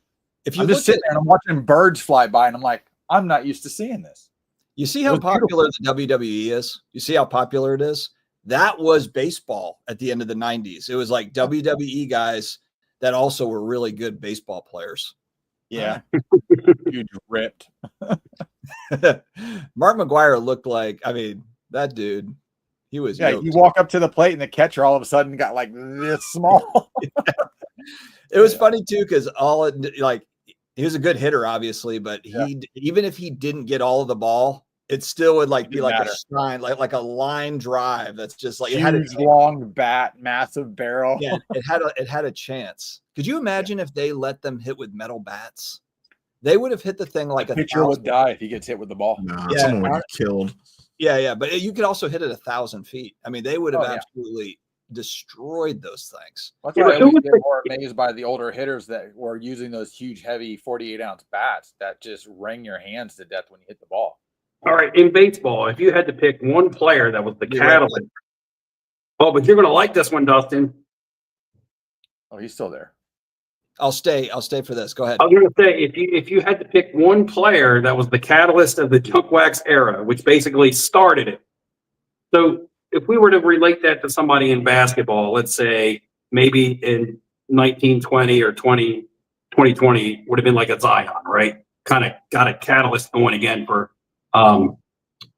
basketball. If you had to name somebody who was kind of like, I would say the main catalyst for the junk wax era, who would it be? Who do you think it would be? I'll give you my name. It'd be What 89 year are you starting in? Griffey. It'd be 89 Upper Deck Griffey to me. No, I'm going to say late 80s because late 80s is when the junk wax era kind of started. I just think I go with glossy cards, 89 Upper Deck. But you know what? When I was a kid, though, I liked 89 Score better than I'm 89. not talking about a card, though. I'm talking about a player. If it's not Griffey, then it's Canseco or McGuire. Yeah. I would go. It's Oh, Canseco. It's Yeah, Canseco. Yeah, It's Canseco. Canseco. If you're going with just Chris- player, Because Griffey would have been a Part of that rookie in was just 89, 90. Right, Griffey would have been a rookie in 89/90. He probably would have actually became a full-time player. But Griffey had a ton of hype coming in. Like everyone Yeah. knew, everyone wanted him. Yeah, was like he had Zion. some hype. Like everyone, he had a ton of hype before he even Yeah, that's played. why they chose him to head that set and be the number one card on purpose. well, and Canseco had that Donruss rookie. I believe it was where he's got the little stash. Yeah, the Yeah. 86. The The horrible 86 stat. time run. That was a really popular card at the But card. I always remember the 87 tops because that was the one that was easily accessible. Yep. I don't know if that had a cup on it or not. The gold cup. That had a gold Yeah. cup on it. That was yeah, the I know 87 what you're tops. talking about. The 87 tops had the gold with the wood border. Looked Yeah, like the yeah, McGuire, yeah. like the Tops. McGuire that you've been showing off. Yep. But it was like Canseco. Like I remember the Don Russ being like the first $100 card in the Beckett, and that was like the catalyst that everybody was kind of like, oh my god, Griffey came along a couple years later, so it had already kind of started. But even Griffey in the Beckett, for his rookie class, if you were looking through a Beckett, and that's kind of how we judge popularity and value then, right? We look into Beckett and, oh man, if his card's worth a couple dollars, he must be going to be something. Him and Sheffield, who I mentioned earlier, were always like the same value. Griffey really didn't take off until, like, from a card standpoint, till like a little bit later. Yeah, that's why it's People always wanted fun to his look back stuff. at an old Beckett and see kind of like where the Yeah. market was at that time. People wanted his stuff because there wasn't a whole lot of other people to chase. I mean, you had the Chris Sabos, who was rookie of the year, but really kind of fell off. Who got rookie of the year the same year as him? Walt Weiss. Walt Weiss, the shortstop in the eighth. And He was he couldn't hit the ball. yeah, he could hit. I mean, going back to, like I said, middle infielders back in the day weren't known to be hitters. Your shortstops were there for their glove. Look at how many years Ozzie Smith did it How for do his you know glove, that? right? Were you even alive yet, Fuchs? He knows it because everybody knew that shit back in the junk wax era. Then the No, Greg Jeffries. We didn't even mention Greg Jeffries. We didn't even say Greg Jeffries yet. No, somebody said Wally Joyner. Wally Joyner. And see, we all thought like the 87 Topses were like the rookies. And then you start finding out that there's an 86 Fleer and an update yeah. card and a top traded. And Robin because, Ventura was a big one coming up. well, he was an 89 Tops. He got punched Right. in the face by Nolan Ryan. Yeah. But, Kevin Moss was a big one for the Yankees. yeah, he was the same year as Deliner to Shields that I was just talking about. That would have been like more like a 90 or 91. 90. What was Brian Taylor's rookie year? Was it 91 or 92? The pitcher for His the Yankees. card was an 82. His card was an 82. Lawrence Yeah. Taylor, football. His card would have been 82 Tops. Yeah, Brian Taylor. Yeah. Oh, Brian Taylor. I thought you said Yeah. Lawrence Taylor. No, sorry. He Brian had Taylor, a- the pitcher for the Yankees. That was like ridiculous. And then he got Yeah. never He was. never even really played. He had the Yeah. number one draft pick card in Tops. Todd Zeal, Mike Greenwell. Yep. Mike Greenwell was 87 Tops with the wood border. Mm-hmm. Yeah, a lot of those guys get lost in those, and those cards. I mean, pretty much if you're not like they were saying, clear glossy. Well, you're forgetting about the rookie of the year. You're forgetting about the rookie of the year from that year with Jerome Walton. Everybody's bouncing all those names off the board except Jerome Walton, who was the rookie of the year, and was that '89? Griffey's rookie year. I think so. And his stuff would have been in the upper. Remember, Upper Deck put out a high number set that had the Zeal in it and the Jerome Walton card in it, and those were like chase cards then. Mark Grace, yeah, that was another one too. He goes back to '88 Don Russ rated rookies. Yep. I mean, and then you're also talking about some of the. I mean, like one that gets lost in there is Greg Maddox rookie card. Yeah, but Maddox, the Hall of Famer. We're talking about guys that kind of. I know, but back then he wasn't. He wasn't considered anything. Well, nobody was. Nobody's considered a Hall of Famer when they're a rookie. You know what I mean, though, being like that guy that they're assuming is going to be a great player. Mark I don't know. Grace. Christian Leitner. Mark Grace is good. Yeah, but he's never been a super nice person. He hasn't. No. With a name like Grace, I mean, you would think he'd be really friendly. He don't have it. He's one of those. Somebody said something to me the other day, why white baseball players are the most entitled athlete. Ham, maybe they're just tired of grown men with beards and your hair pulled back coming up to them in spring training asking for autographs. The Spanish guys don't care. Put 'em on Hey, eBay. you say hi to They can put 'em on eBay. Mike Trout, just run away. I'm going to sign this and you're going to put it on the bag. Think about how nice hockey players are and how gracious they are. I don't know about hockey players. They're Yeah. fantastic. Canadian. You have sympathizers in the chat, Neo. A lot of sympathizers. Is this live? Yes, Rip and List. This is live. Curio signs And look, everything. For now. And Chris K is a Dolphins fan, you see. Jay, I haven't seen Jay in a while. What's up, Jay? Hey, Jay. The Still playing non-sports here. I remember that name. Yeah, no, that was funny. What not funny just said. That's even funnier, I guess. I do miss the old Jim Rome show. He had some good stuff on there. The what? Jim Rome, when he used to have his talk show that was syndicated, Yeah. they were talking about Mark Grace. There was a story about a Mark Grace slump buster, and it's a really funny story. If you can go find it on YouTube, I'm sure. Oh no, I've never seen it. Oh, it's hilarious. Golden State, 17 in a row. Golden State took off the Rockets, and the Rockets were seeded number 2, right? I believe so. Yeah, man, those seedings don't mean anything when you get in there with the veterans versus those young teams. Yep. It's all about playoff basketball and the veterans. And I was hoping Orlando didn't have to play the Celtics first round, so they could at least get through a round. You're an Orlando fan when it comes to basketball? Yep. When did that start? When Shaquille O'Neal came to Orlando. Anybody ever heard Ham ever say he likes Orlando? I haven't I heard didn't that even know before, Ham knew what but the NBA was. I was also, I'm here like, what? I lived in Florida during the Shaq years, and it was, yeah. I remember that LSU, I think it was a classic card, that LSU card where he's dunking. That was, Yeah, that was an expensive card. it was, when that first came out, that was a $50 card straight You up. know who owned that company? That was $8. You know who owned that company? Wasn't that Ken Classic. Golden's company? Classic? Ken Golden owned Classic? I didn't know that. Yeah, well, Classic started as like a game, didn't it? Look, check this out. Look at this. Look at this. Anthony Hardaway jumbo rookie auto from Upper Deck. That's pretty cool.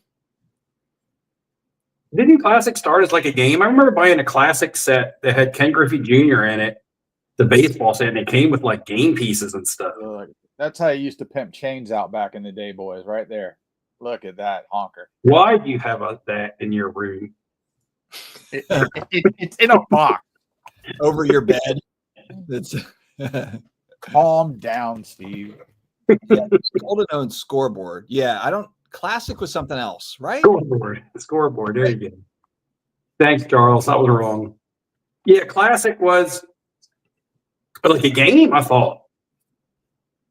I just remember the cards. They had a lot of football cards. They had a lot of Yeah, NASCAR. but like if you bought like the complete set, it came in like a game. I don't remember that. Am I like dreaming that? I thought for sure it came with like a I game. remember them having a lot of NASCAR cards. That was pre Mandela effect.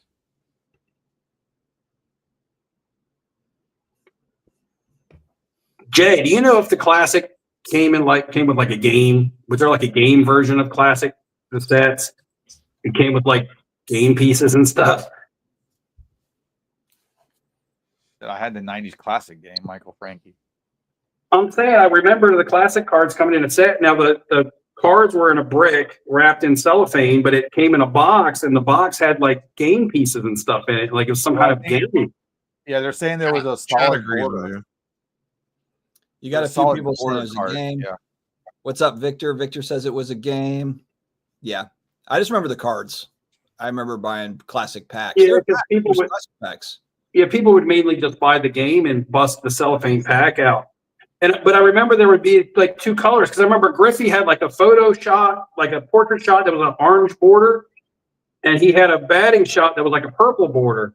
And one of them I think was from the game, and one of them might not have been from the game.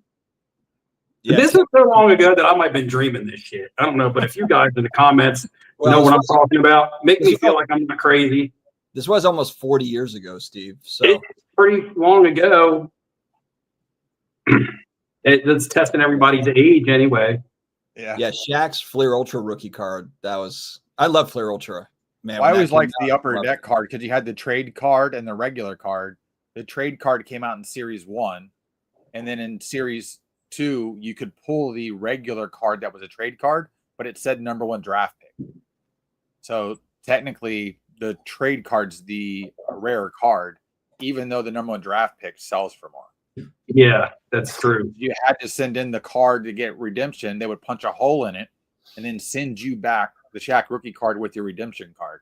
And that was just in a penny sleeve. So good luck getting it back in a straight envelope in a penny sleeve back in the day. And it's a solid black border card. Talk about card companies being lazy these days, but it was the exact same card. They just stamped trade card on top of the redemption and #1 draft pick on the Series 2 card or whatever. I think I had a classic card of Drew Bledsoe where it was limited edition 1 out of 40,000. You know, Yeah, it wasn't I got one of numbered. those. It wasn't serial number, but it said 1 of 40,000. That's the 1 of 1. I love it when eBay they're selling it as the 1 of 1, thinking it's the first one. The way to go on Shaq rookies, in my opinion, well, I mean, the ones with the best eye appeal is like the Bean team. By I far. think the Magic All Rookie Team insert gets love. Or PSA 10 of the #1 draft pick card you're talking about gets love. But I mean, if you really wanted to like go after chase more rarity on the Shaq stuff, you need to go after the stuff that was redemptions, like the Skybox and Hoops.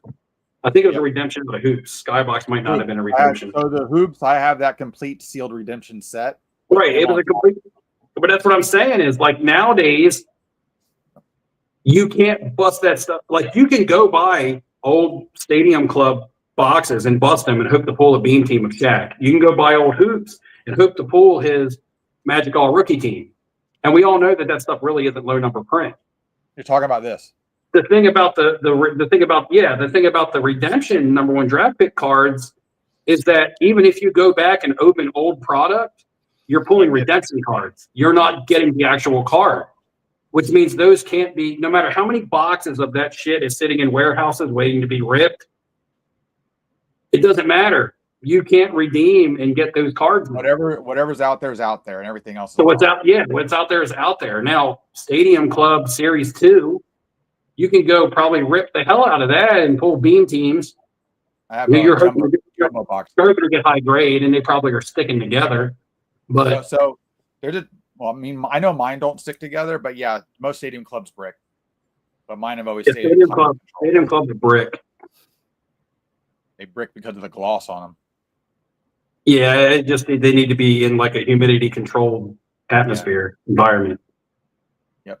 Just like at the casino where we store our playing cards and stuff, we have to control the humidity in that room. Little tidbit. Golden Ord's scoreboard. So many promos and limited edition stuff back in the day. Hell, we had like Batman movie like McDonald's cups that we collected, like collect all 6. It was collect all of one of 8 or one of 6. Like everything was collectible in the early 90s, especially. Fun times. Space Fun times. 99. That's good to get a 9 out of that card. 10's nearly impossible.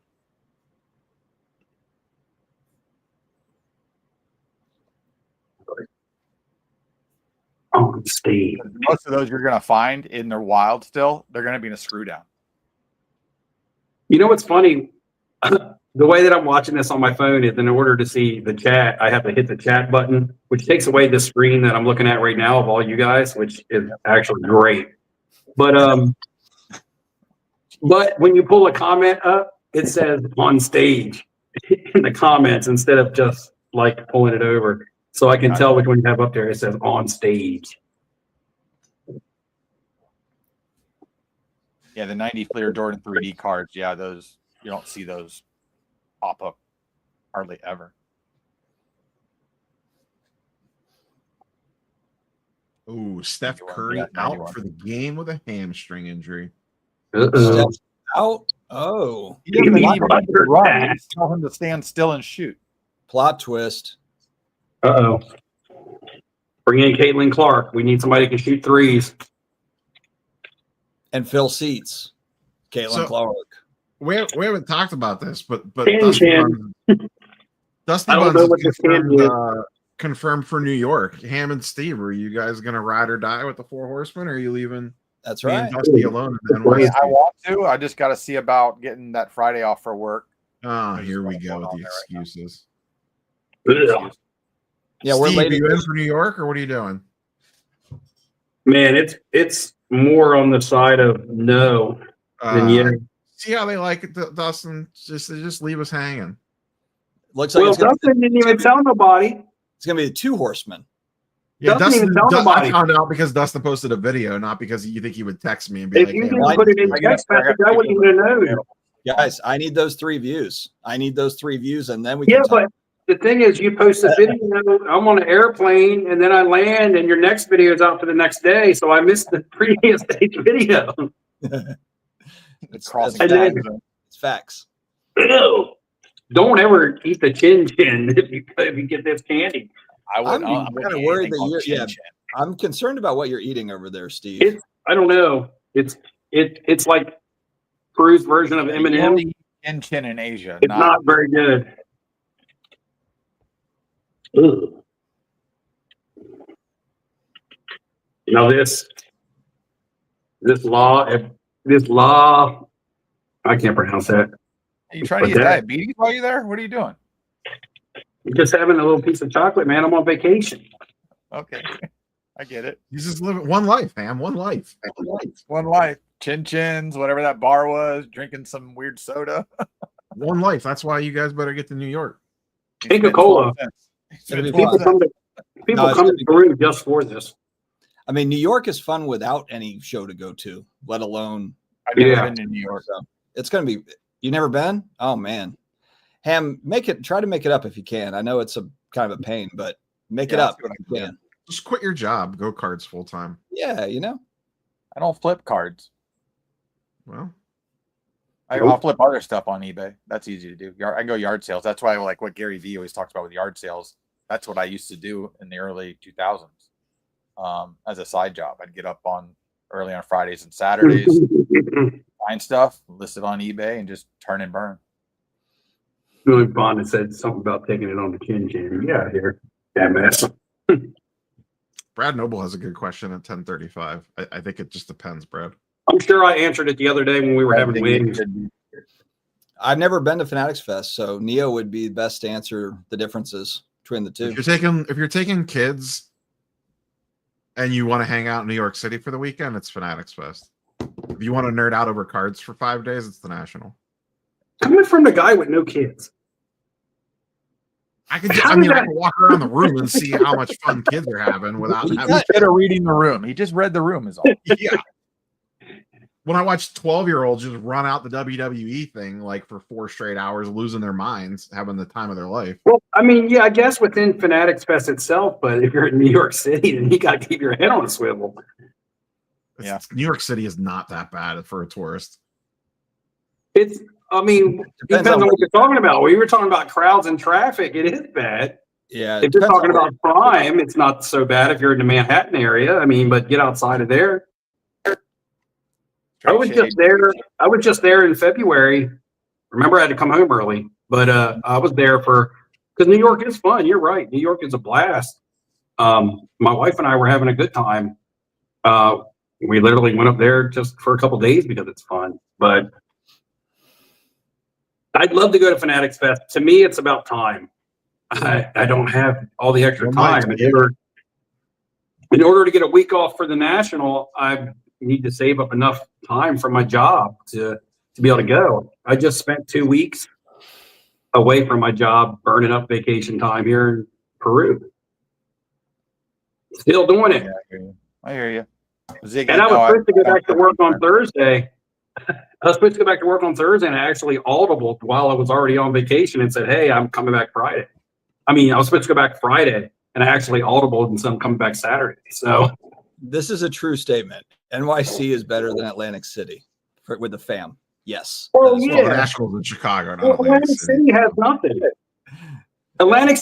Atlantic City was built as a gambling town, and the only place you could gamble were Atlantic City and Vegas and the Native American reservations and some boats. But you can go to a casino anywhere now. So Atlantic City has nothing special to offer. I hope I never have to go back to that shithole. And the fact that all the casinos are, 5 minutes since I've been going to the National. yeah, everything on the boardwalk's closing down. That's the only thing that had to offer, because the beaches on the boardwalk there aren't even necessarily nice. You're better off to go 2 more hours south to Delaware, where everybody goes. Believe that, because when I get home, it's going to be packed with tourists where I live. Vezos, Chris. Vezos is the place to go for pizza in New York City. In Midtown. I went to Or Midtown. John's at Bleecker. I went to John's at Bleecker Street. It just seemed like the thing to do. And it was really good.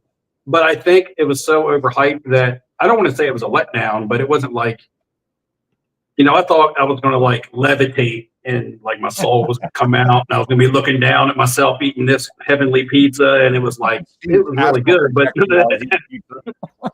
no levitation. Whatever. Yeah, John's Bleecker is good, but you're not getting like, it's not the second coming of Jesus. Mm-mm. Food here is really good in Peru. In Lima, it doesn't even matter. You don't have to be eating Peruvian cuisine. You can be eating anything. This is actually the food capital of South America. Lima. There's like Michelin 5-star restaurants and stuff like this. You can get Chinese food, Italian food, Peruvian cuisine, steak. I mean, sushi. You can get whatever here. It's not just like, hey, we're serving Peruvian dishes and that's it. If I mean, the you go to National some went, places, that's all you get. if the National went back to AC, would you go, or would you actually consider skipping it? Me? Just around the horn. Nope. I would go because I can drive there. Well, yeah, it's easy for you. So you So have to it's travel. for me, it's a little. You know what? I would drive too. So yeah, I'd drive it. I'd still go. Yeah. I mean, I drove it, and it better not ever. I don't think it's not a concern. It's never going to go back there. Yeah, it's not going to concern you. You're right. The dealers will never vote Chicago, for and it. then it's gonna be Half of somewhere them got bigger robbed. after that. I mean, I don't think it had a bad show itself there. The trade natural credit. It was really the logistics. It was really the getting around Atlantic City and having to get cabs everywhere and things like that. But I mean, Like Cleveland was more convenient, in my honest opinion. Cleveland has been my favorite national. I like Cleveland. I liked it. Where do you want to see it go after we get through this Chicago run? Like, are we going to be bored with Chicago after 3 straight years? Yeah. Yeah, I mean, if you're only strictly going for the cards and the card show, then probably yeah. If you're going to see other things, that's why Cleveland was so fun. Like we did so much other stuff.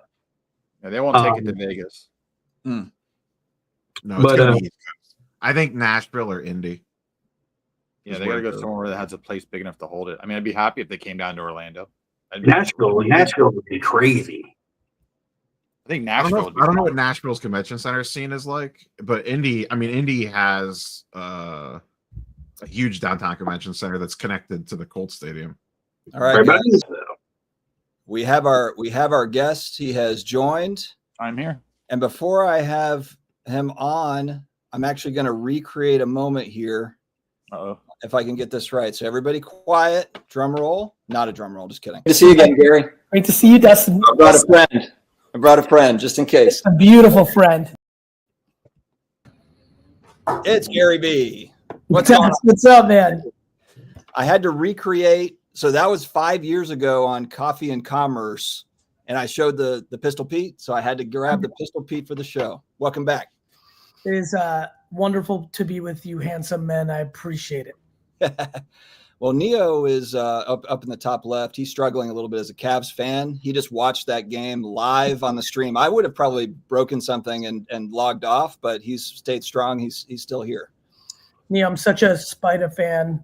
I hate the Pacers too. I'm a Knicks fan. You're having a good week.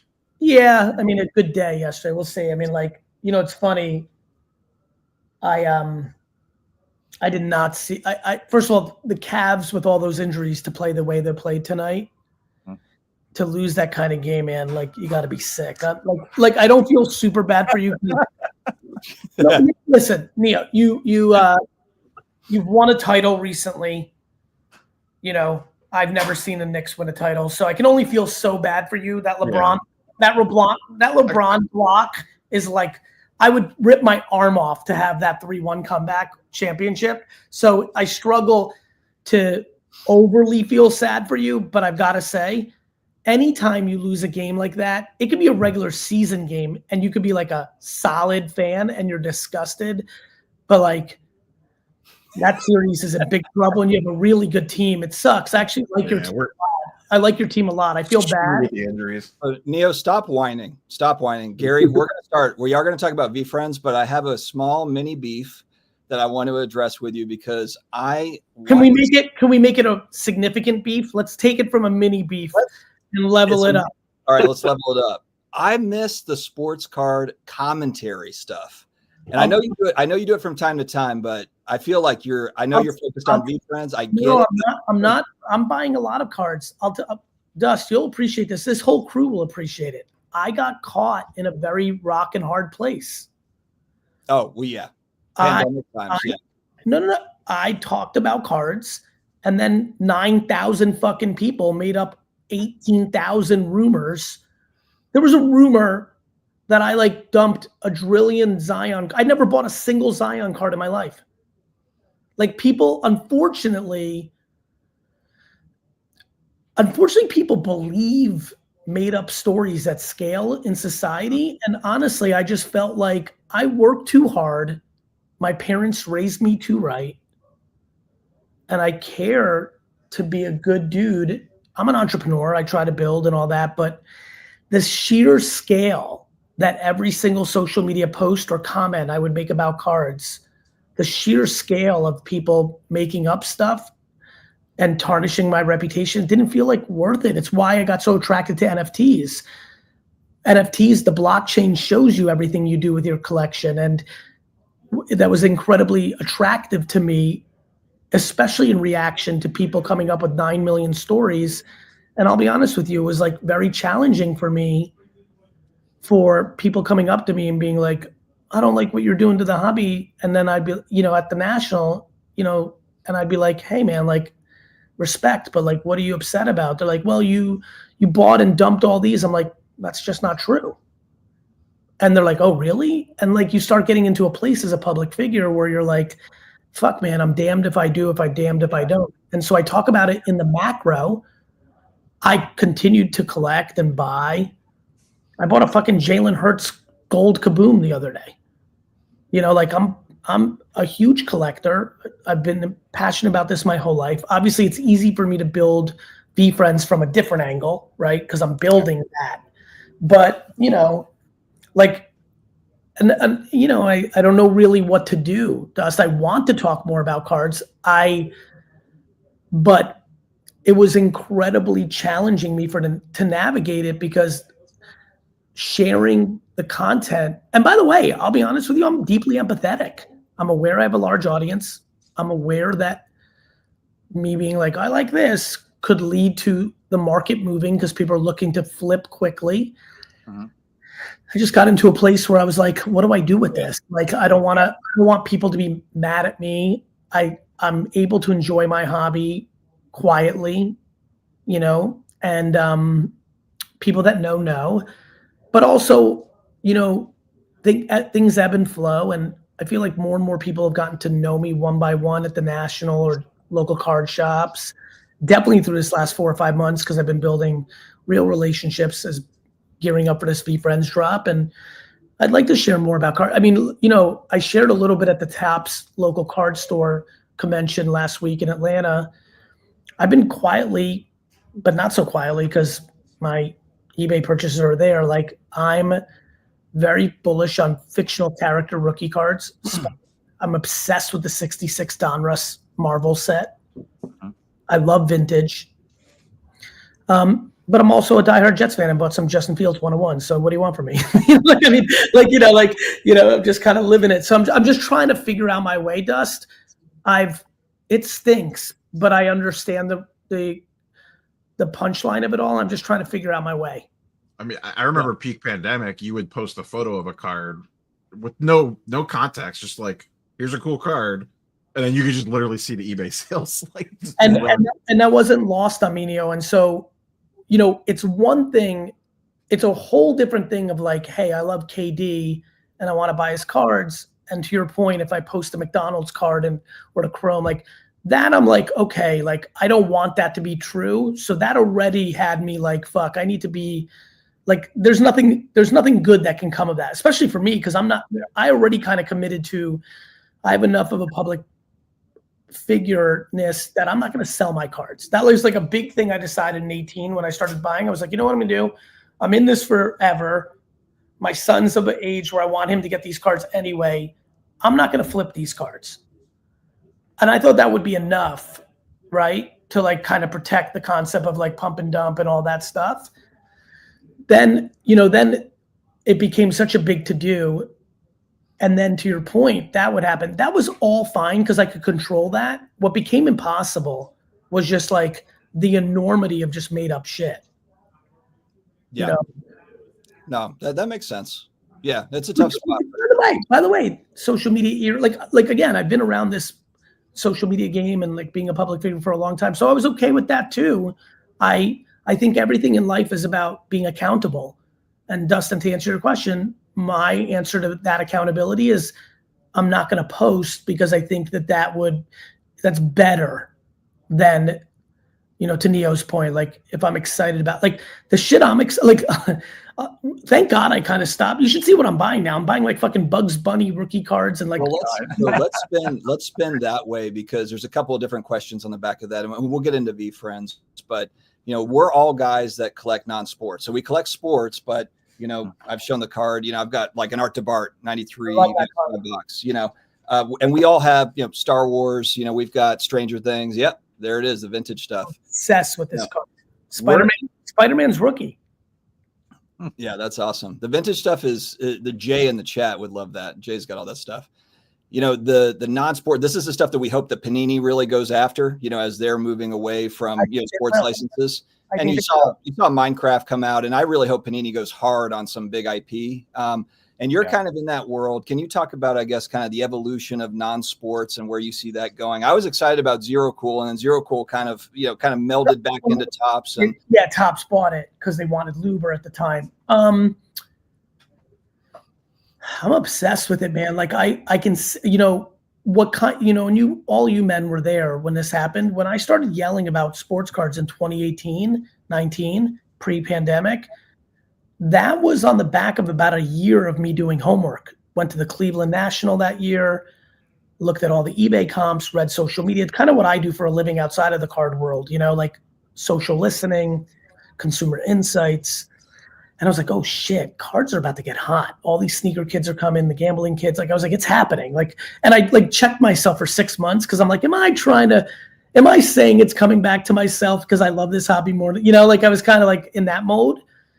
Similar thing, Dust, guys, Steve. Like for the last 2 years, I'm like, oh shit, non-sports cards are going to happen, and you see it. If like I walked Comic-Con New York last year, and like compared to the year before, there was more people buying cards that have historically never bought cards before. You look at the eBay data, you look at the, trends, you look at Card Ladder, like you read social media, like it's very clear to me that the Comic-Con crew is coming into our hobby slowly but surely. And I think it's remarkable. I think Topps Chrome has done a good job for the new stuff, like the Disney and Marvel stuff has been really strong. And then I think just in general, like I don't think people, a lot of sports only people, and I'm a heavy sports dude, but a lot of sports only people, I don't think understand the depth of, and it's really funny, the depth of collecting. Something different about the non-sports world is there's a higher percentage of collecting. Yeah. Whereas in the sports world, there's a higher speculation and flipping. And listen, I have both parts in my body. I think it's crazy for anyone on either side to think like, I love when people are like, well, the hobby should be, I'm like, should is a scary word. Should based on who? You're not God. Some people are allowed to collect. Some people are allowed to flip. A lot of people flip to be able to afford to collect what they want to collect.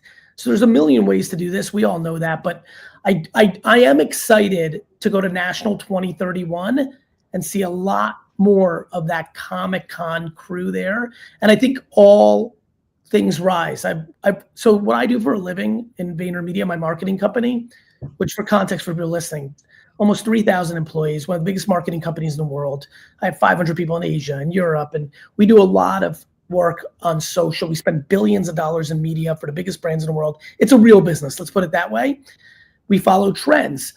I've already followed through that department that does that analytics, hundreds of people who have entered trading cards for the first time through Disney Chrome or Marvel Chrome, and within months post their first sports card because they also happen, even though they're 90% Comic-Con, they're a baseball fan and they're a Nationals fan, and then they go from like collecting Captain America and to, you know what, I'm going to pick up a couple Dylan Cruz rookie cards.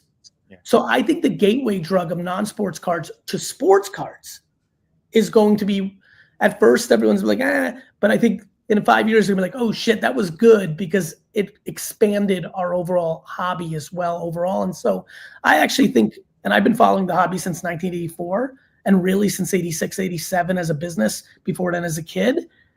I think the hobby's in the single best place it's ever been because you had this little bubble burst of COVID that has taught a lot of people that are in the game right now what not to do because it's only a couple years later. And I don't think kids are going to be I don't think Jackson Dart cards are going to be speculated the way that Mac Jones cards were. And I think that's healthy. Yeah, we've seen that with the Pokemon cards as well, that people are starting to go both directions. The sports card guy is now selling Pokemon. And the Pokemon well, Michael, to that point, that's just commerce and capitalism, right? Yeah. Like, a lot of the dealers and owners, they're no bozos. Like, how many times are you going to be sports card only and have 400 fucking people come to the store in a week asking you for Pokemon cards before you're like, fuck it? Yeah. like you're running a business, Yeah. Now, Gary, sorry, Neo, hold that thought 1 second because I want to hear kind of we are, I guess, what you would think are like the target audience. We are non-sports buyers and sports card buyers. So VeeFriends would be something that we would be kind of a target audience. But we live in a world where you've got Marvel and Pokemon and Star Wars and kind of all these big IPs, and you're trying to grow VeeFriends into kind of one of these, huge IPs. What's the pitch, I guess, kind of just going back? Because as far as I know, I don't think anyone here owns any VeeFriends. Yeah. And so we're speculators and collectors. So what's your thought? Yeah. I mean, first of all, the concept of a pitch is challenging. Like, I'm in the business of conviction more than I am in convincing, Dust. Sure. But I appreciate it, and I understand you're doing something nice here. Here's what I would say. First of all, I have to execute perfectly for the next 20 years to get into sniffing distance of some of the IPs we just mentioned. Let's not be delusional. Like let it be clear to everybody when I'm running around on podcasts and shows and stages saying I'm trying, the words are very specific. I'm trying over the next several decades to build a Pokemon, Marvel, Sesame Street like IP. I think, so first, it's not lost on me that like I'm a pimple of the ass of those IPs. On the flip side, I was there day one because my brother's 11 years younger than me, and watched Pokemon kind of day one in America. Obviously had a little juice in Japan, but the internet didn't exist, so we didn't know. Yeah.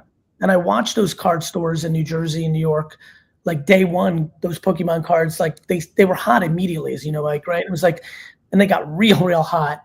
And look, I mean, whether it's Coco Melon, whether it's Pokemon, whether it's Bluey, like you watch these new intellectual properties be born, and you know, there's millions of views of my cartoons on YouTube. There's 4 years of VeeFriends trading cards demand. I think the hobby, I'm very aware that VeeFriends is not part of the hobby yet. I've been building it on the peripheral outside the hobby. The only time the hobby has felt VeeFriends is when people are like, why are there so many people at the VeeFriends booth at the National? And everyone defaults into like, they're there to see me, which is, there's some truth to that. But we've been like, I think I did this well, if I may, in that like, I'm aware that a lot of people are like, oh, this is MetaZoo. Like I hear everything. I understand what people are thinking. And I'm empathetic to that, Dust. Back to Neo's point, I get it. Like when I would post something, like I get the thoughts. That doesn't deter me, nor does it, you know, change anything that I'm doing. I'm day by day building this brand. And what we've done really well for the people that have paid attention is there's 3 years of eBay comps on VeeFriends cards that are healthy. We've built 5,000 to 10,000 real collectors that really care over 4 years who are losing their mind because, let's call a spade, this Topps Chrome product's a hell of a lot better than the Zero Cool products I've made so far, and they're losing their mind. I think the pitch, if someone's trying to think about this, is you don't get a lot of at-bats to get into big things early that most people don't see yet. And if I'm looking at me from afar, I'm saying, all right, here's a dude who was right about Facebook and Twitter and TikTok and Uber. Like I've got a 25-year track record of building businesses. So at least there's a hope and a prayer to think like, oh, this guy might be able to get the world to care about these characters. And if that becomes true, well, then this becomes an interesting product. I also think the thing I'm most proud of is when you look at the product, I spent a lot of time on producing a product that I thought would be incredibly good for girls and boys. So, you know, I apologize. I don't know the background of everyone here on where they are in fatherhood or if they have children, but I'm sure it's not going to be lost on the audience. Having common interests with your kids is a big deal. And, you know, even in life, right? Like look at the friends you still have. It's because you have common interests, whether it's cards or sports or movies. So a lot of the other pitch is if you're a dad watching right now and you have a 4 to 11-year-old girl and you're looking to have a hobby with her where you can talk to her about good attributes like ambition and kindness and empathy, but also accountability and tenacity and competitiveness. I did make a product that I think is going to really crush for dads looking for something to collect with their daughters. There was a lot in the packaging that I thought about, that I cared about, thinking about that daughter that gets dragged in. And I'm very aware that many daughters collect sports and all this. I'm just generalizing right now because I've been to a lot of shows and a lot of card shops. Like, you know, just like, you know, them seeing this packaging and getting excited about Ambitious Angel or Decisive Duck. So there's some pretty cool stuff. Honestly, it's also grounded in very good attributes. Like this is teaching good lessons. It's Pokemon on the facade, but it's Sesame Street in the underbelly as an IP. And I think a lot of parenting is hard these days. I feel like VeeFriends is giving a little support to those parents. I'm proud of that. I feel good about that. Neo, do you have something? A different question from what I was going to ask before.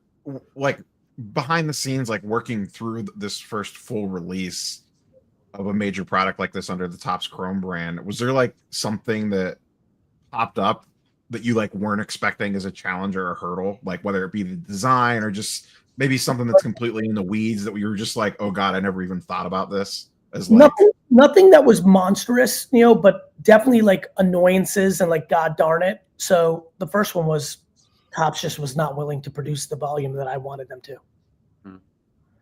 And again, I've said it 3 times. I think this is why I like Empathy Elephant so much and Be Friends. I have empathy. I'm like, I get it. Like, that, yeah, Gary V's that like, like they don't know. And like, they don't need Prove it. yeah. And Chrome's it's a real brand. And so like, they don't need a Chrome flop, right? Yeah. Like they're on fire right now with non-sports. So this was a risk for them. And so I get that. I just knew though, and I was trying to show them, Neo, I was like, look at these comp sales. Look what we're doing on Whatnot and Fanatics Live. I'm like, you guys know what I'm doing on Fanatics Live, talking to them. I'm telling you, like, I can, like, this is what you're proposing to produce is like less than I need for my live streams for the year. Like, but ultimately, so that was tough. And I'll be honest with you, it's playing out right now. Like this box came out at $99. There was a reason it was $99. I want to get this product into people's hands. But here we are on the eve of the launch and, they're $350 on the secondary before they've really come out. And so I saw they're doing an EQL launch for tomorrow too. Yeah. And we did an EQL in the pre-sale and like they were blown away. Listen, it's been very enjoyable to like stun all the Topps executives with the demand. I'm proud of that. So, but that was tough and that's okay. We signed a long-term deal and we'll do it in 26 and we'll get it right.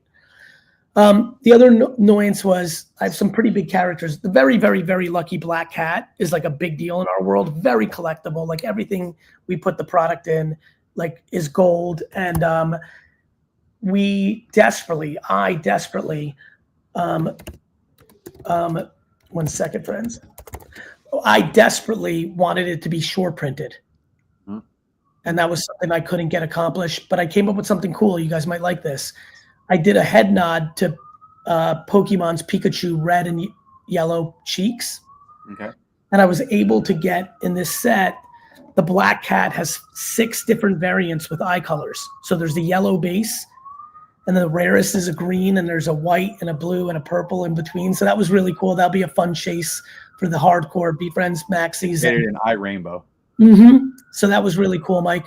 All in all, Topps was great to work with, real pros. But, like I will say this, I don't think I'll be facing the same hurdles in 26 as I was in 25. I think a lot of internal Topps naysayers, and again, nobody was rude or anything like that, but the people are like, well, whatever. Like, I think they've been surprised with how hard I've worked. I mean, I've literally for 4 months reached out to basically every local card store in the country on Instagram, one by one, building relationships. It's fucking 11 p.m. at night. Right now, I'm on with you characters. I'm working. I care about this. I enjoy this. I want to build something. I've really put my name behind it. I'm out here pontificating that I'm going to build something huge.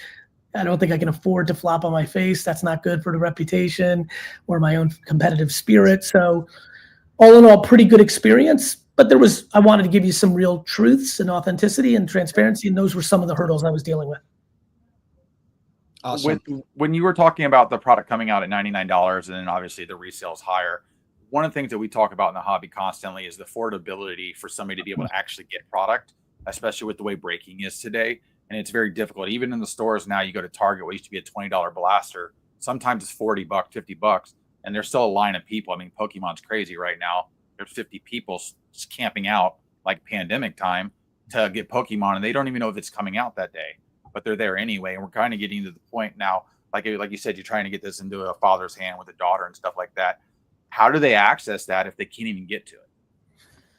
It was a big reason we did GameStop. So tomorrow, literally 1,000 GameStops in the country selling blasters at $25. I'm very proud of that. I fought like hell for that.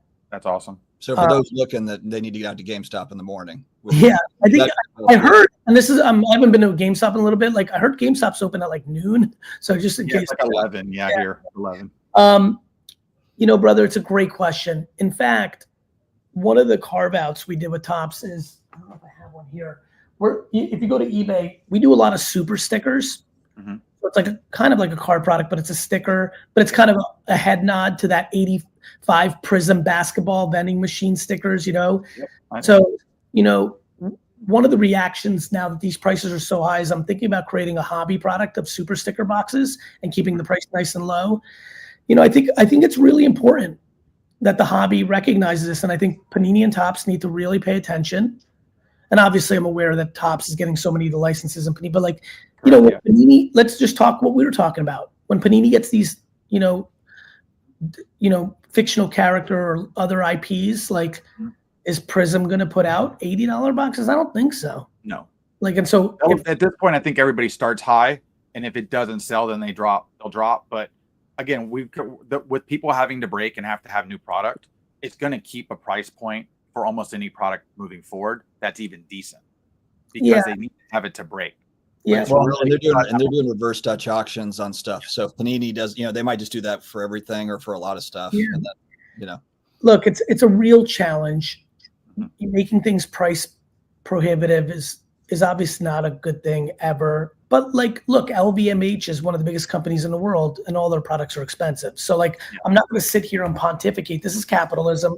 It's about making money too, but it's also trying to keep the people that are in that hobby interested in your product. And if you all of a sudden can't ever get anything, you start losing people. And at the end of the day, at some point, I think this breaking thing will come to a halt. Like, there'll be enough is enough, whether it's 2 years, 3 years down the line. I don't think it's 10 years this is going on. The thing though, Michael, is like, there's a really important thing about breaking that people don't understand is there's an entertainment element that's really important. Oh, yeah. Like, if you look at China, I call it commerce-tainment, right? Like, there's a lot more going on than just the ripping of the packs, Oh, yeah. It's why a lot of us on this call grew up listening to sports radio all the time, right? Like, there's a lot going on. So like, I don't know if there's a breaking point. I think it's more of there's an opportunity, right? There's and entrepreneurship always changes the game. Oh, yeah. There's an opportunity for entrepreneurs to come along and make unlicensed product in sports that is very affordable, and they might be able to create a big thing. There's you see these smaller brands that come out with single cards like Gas and stuff like that. They get an autograph, or they just do a one-person thing, and it sells very well, and it has a good secondary market. There'll be a lot of evolution, and this, like, things ebb and flow. Yep. And like, there'll be a day where like this is not a continuous forever thing. I do think the hobby's more balanced than ever, but like, look, I think the hobby's actually expanding dramatically. Yes. So I actually, internationally, different things, like, it's going to be interesting. But to your point, look, I mean, you listen, you're hearing it from the horse's mouth. That $25, $99 thing was imperative for me to launch VeeFriends. Oh, yeah. I was worried that if we didn't make enough, there was way more demand, even in just the VeeFriends community, let alone knowing that it was going to broaden because of the launch. That's happened. But, I'm really proud that tomorrow there's 1,000 GameStops in America where you can get a blaster for $25, and these things are loaded. I've started seeing them open, and so I'm excited about that. It's pretty cool. Fantastic. One question, Gary. So with Pokemon, the crazy part about Pokemon to me is that they don't have any serial numbered cards, and they sell out, and then they have to reprint. It's absolutely, it's kind of like Junk Wax era, but everything just sells and sells and sells, and people want to collect it and all that. Is it more of a priority, or I guess, would you be open to, I guess, maybe, VeeFriends sells out and there's one of ones and numbered cards, would you be open to a product where it's more, there's less hits or something, kind of like a Pokemon set where there's not necessarily a bunch of numbered cards or autos, or maybe you've got some of that stuff, I don't, but you print more of it, I'm not in control on that, Dust. I'm the licensor in this scenario. So Topps makes the call on how that's going to go. Listen, I have a long-standing longer than 10-year relationship with Ruben. Me and Mahan are tight. Like, there's a real partnership there. And we're talking, I'm fully working on the 26 set now. Yeah. I carved out super stickers for a reason, to allow me to do stuff we're talking about here. So let's put it this way.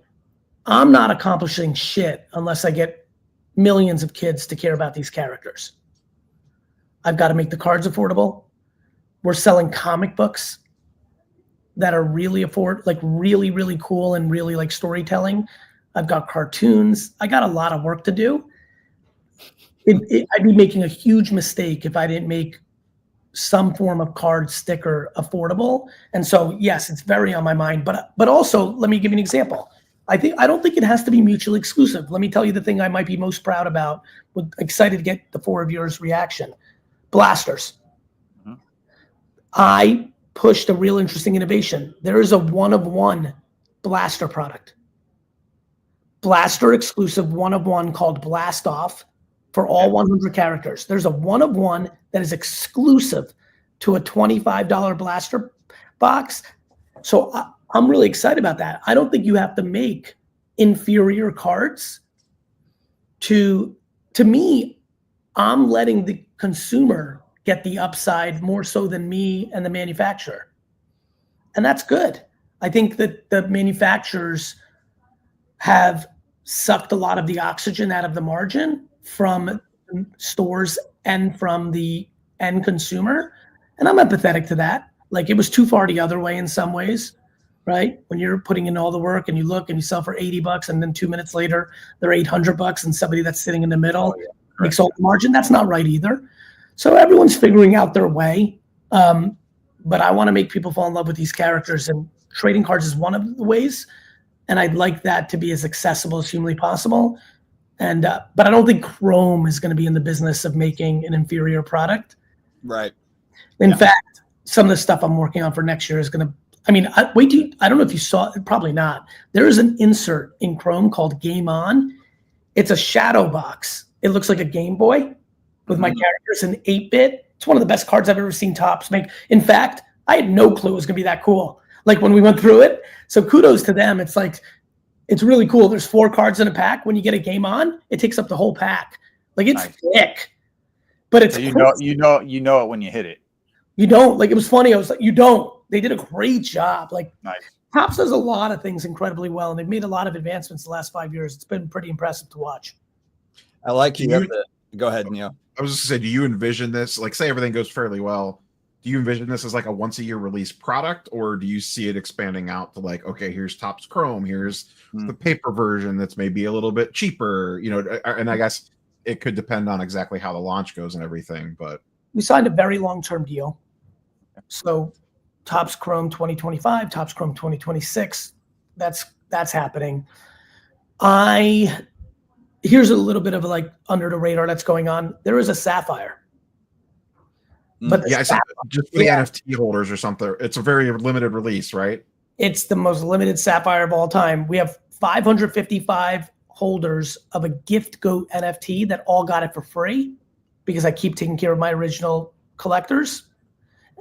And then we, as a company, got 95 boxes, and that's it. So we are going to use that for, like, the national and, like, equal stuff. Like, we're going to try to be very smart about it. So that's this year. I think in 26 we'll have a more normal Sapphire release. You know, oversharing, and I'm not even sure I'm allowed to share this, but, like, I haven't even told Topps this yet, but I've been, like, dreaming up things I would do with black, Chrome Black, you know, been playing with that. You know, here's another funny one, Neo. I'm, like, weirdly into Stadium Club because I'm 49. Wow. And It's the images. Yeah, I mean, everyone loves Stadium Club. We're 80s, 90s kids. So. yeah, us kids, this crew I knew would get it. Like, Stadium Club, when that came out, was everything. It made Upper Deck seem inexpensive. Like, you know, it was like, whoa. Like, that first Stadium, like Jeff Bagwell Stadium Club, oh my God, that was my life chasing that card. So, you know, I definitely look at the Topps, you know, that UFC Royale product came out. I'm like, oh, V-Friends, right? Like, you know, so I'm dreaming. Obviously, Topps gonna have a lot to say about what they envision. I think I also think about other packaging. Like, I'm really into mega boxes. We don't have that this year. You know, so I'm thinking about it that way, Nia. You have the full, speaking of 80s, 90s, you have kind of an 80s marketing blitz going on, is what it looks like. It's like the cartoons, the toys, the card game. And I can appreciate that because it reminds me of, like, Masters of the Universe or something. It is. Like all It these is. things. It's straight out of the 80s. It's wild. Yeah. So which medium, I guess, have you found to be because really the whole idea is, from what I'm hearing, is you need people to care about the characters. Obviously, it's like with Pokemon or whatever. It's like, you got to care about Charizards. So where are you seeing the most action as far as just, you know, you're talking about just getting young people into it? Are the comics? Is it the cartoons? Is it the cards? Is there something that sticks out that's doing better than something else? Live shopping. whatnot. thing. Like, you know, Okay. like the storytelling when I'm on talking about it's massive. The comics are the big one, I think, because we're now going into what we're calling the canon era, you know, and comic fans will know what that means. And so we've been at it for 4 or 5 years. We're making a hard flag in the ground that we're going canon. We just put out our comic number 2. We sell that on Whatnot and on our shop on the website. It's a bagged comic experience. So the comics are all bagged. I was very affected by that Superman black bag back in the 90s. Oh yeah. We obviously, I'm a card guy first. Comics and toys were second for me growing up. So I am excited about having alternate covers. So you're opening up a pack. But Dust, I can tell you, literally today was the first day people got comic number 2. And it has a crazy origin story of Fearless Ferry, but it has a huge plot twist. People are freaking out. And like, it's like, again, this is a perfect crew. Remember when you found out that Darth Vader was Luke Skywalker's dad and you like shit your pants? It was like the craziest thing you'd ever heard. We, you know, obviously it's going to take me 20 years to match that IP, even in striking distance, but we definitely had a story in comic number 2 that for my little world of 5,000 crazy collectors blew their mind today. And I was like, this is it. Like the comic is a big deal. And now with AI and with the studios I'm working with and the infrastructure I have as a marketing firm, turning those comics into mini cartoons and things of that nature, like lots of excitement ahead for us. Good stuff. Well, we've had you on for 30 minutes. That's beyond time. Steve, go ahead. Yeah, I just had one quick. So obviously within the hobby, you have the investors, you have the collectors. And you do have the hybrids as well. Yeah. Would you say that you would prefer for your consumer, I'm not going to say your target consumer, but your majority consumer to be the investor side, somebody who's going to buy this product and maybe just put it away and say, hey, I'm going to see what happens in 10 years? Or would you rather for it to be the collector side, somebody who's going to open the product and enjoy the cards, you know, for what they want to enjoy it for in the moment? Because I have, Steve, it's a great question. Because I have both of those energies in my body, I'm truly agnostic at the end of the day. I think we're such a young IP that we much more benefit from the collector. Okay. Right? Like I'm so far away. Like, I don't know if you, again, this is why I love talking to dudes in my age group. Remember when we were little on Sesame Street, they had that one skit, like one of these things does not look like the others. And they were like trying to teach us like what the difference was between fruits and vegetables or numbers and letters. When I walk into like Dave and Adams in Midtown next week, which I'm sure I will, it's very close to me. When I walk into their like non-sports section and look at all the Chrome products and look at Star Wars and look at Marvel and look at Disney and then see V-Friends there, one of those things does not look like the other, right? Like I've got real work to get people to fall in love with these characters. And so I would say, Steve, like we definitely like, I'm definitely excited about people ripping them and freaking out. And we're seeing that already in a good way in the first 24 hours. But look, I don't think anybody on earth has more confidence in this product than I do. And I'm a collector and a flipper and I get how things work. You know, like a sealed case of this, if I pull off what I'm going to pull off, gets really fucking interesting in 20 years. And so how could I possibly blame someone who actually believes in me and wants to make that their move? So, you know, I don't get to decide, but in the next 5 to 10 years, I need a lot of character development, a lot of people falling in love with these cards. And these cards, I don't know if you guys have looked on eBay or done a little social media work. The cards are really legit. Like it's a really good set. We loaded it up with inserts. We have the original artist from Kaboom who drew an insert called Erupt, 1 in every 13 cases. We have the crazy stained glass product that looks like one of our NFTs called Iconics. We've got a head nod to Pokemon Chrome 2000 with a Y2K insert. So, you know, Steve, if I really had my way, like selfishly, I would want every pack open because people are going to fall in love with it. But obviously I want to, you know, I believe in freedom and the American way, and like people should do whatever they want to do. All right, guys, we've had him on for 35 minutes. I know you're busy, man. I I think don't know if you know this, Dust. I'm Go ahead. literally in 40 minutes. It's official launch day, and I'm going live on Whatnot ripping. So I'm about to go. okay. All right. Oh, So nice. it comes out tomorrow, right? That's released. Well, let's go ahead and Comes get out tomorrow. the people All that are the- looking for it. Yeah, all the breakers and stores really have that 9 a.m. thing, but I'm kind of breaking the rules tonight at midnight because you only live once, and it's It's your product. After midnight, it's fine. yeah, exactly. Dan. That was what Are you going to be at Fanatics Fest? You're going to be at the National. I'm going to be at Fanatics Fest. I'm going to be at the National. I'm going to be at Comic-Con. I'm going to be at Collecticon Orlando. And very honestly, one of the most exciting things I'm doing this week is on Saturday, I'm flying to Ohio to go to Card Collector 2 store, Ryan, who I've known for a long time. And on the flight there, I'm literally reviewing a schedule my team has made of every local card show between now and the end of the year. And so not only am I going to those things, boys, but you might find me in like Des Moines, Iowa, in a gymnasium. And Neil goes to those every weekend. He's in Ohio, so you'll probably see him 5 times in the next 6 weeks. It's good. One of the reasons I think I'm getting pulled to do this full time for the rest of my life is like this is my first true love.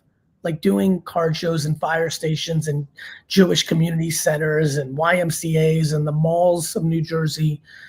They're still my fondest. Like I don't know how to explain it. It's like I'm sure you guys resonate with this. Those are like just incredible. Chasing Todd Van Poppels and Greg Jeffries and Harold Miners and these are like the moments that shaped me. I'm a pretty successful, accomplished entrepreneur, and I know where I got my training, and it's from this industry. Was last year your first New York Comic Con, or had you gone before? Because I saw your booth. My wife got got packs from your booth last year at NYCC.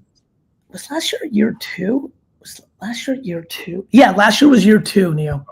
Yeah, last year was year 2. We did Fanatics Fest. This will be our 5th national in like a main presence, but I think I'm 7 or 8 deep now. Man, I'm super fired up about this. And like, Dust, to be honest, what I think I'm most excited about is I'm really excited to watch this exact video in 9 years. We're gonna Truly. get back to it. Hey, I just clipped a video from 5 years ago of us, so I'll clip it again, and I'll still have the Maravich. I'll still have the Maravich on the next one. That one was exciting, and like really, that clip talks about like where the hobby is today, and kind of saw it. I think 9 years from now, I want to look back and be like, man, I'm gonna look back visually and be like, I wish I still had all those boxes. Like that's the goal. And we're gonna. Here's what I can tell you. I have no idea. What God has in plan. I could get sick, God forbid. And like, if I'm out, then VeeFriends is out. This is on my back.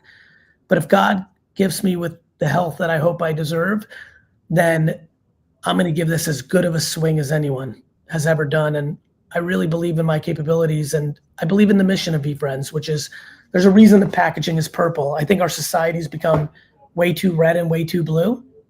Yeah. My 200 plus characters here want to teach people the middle's right.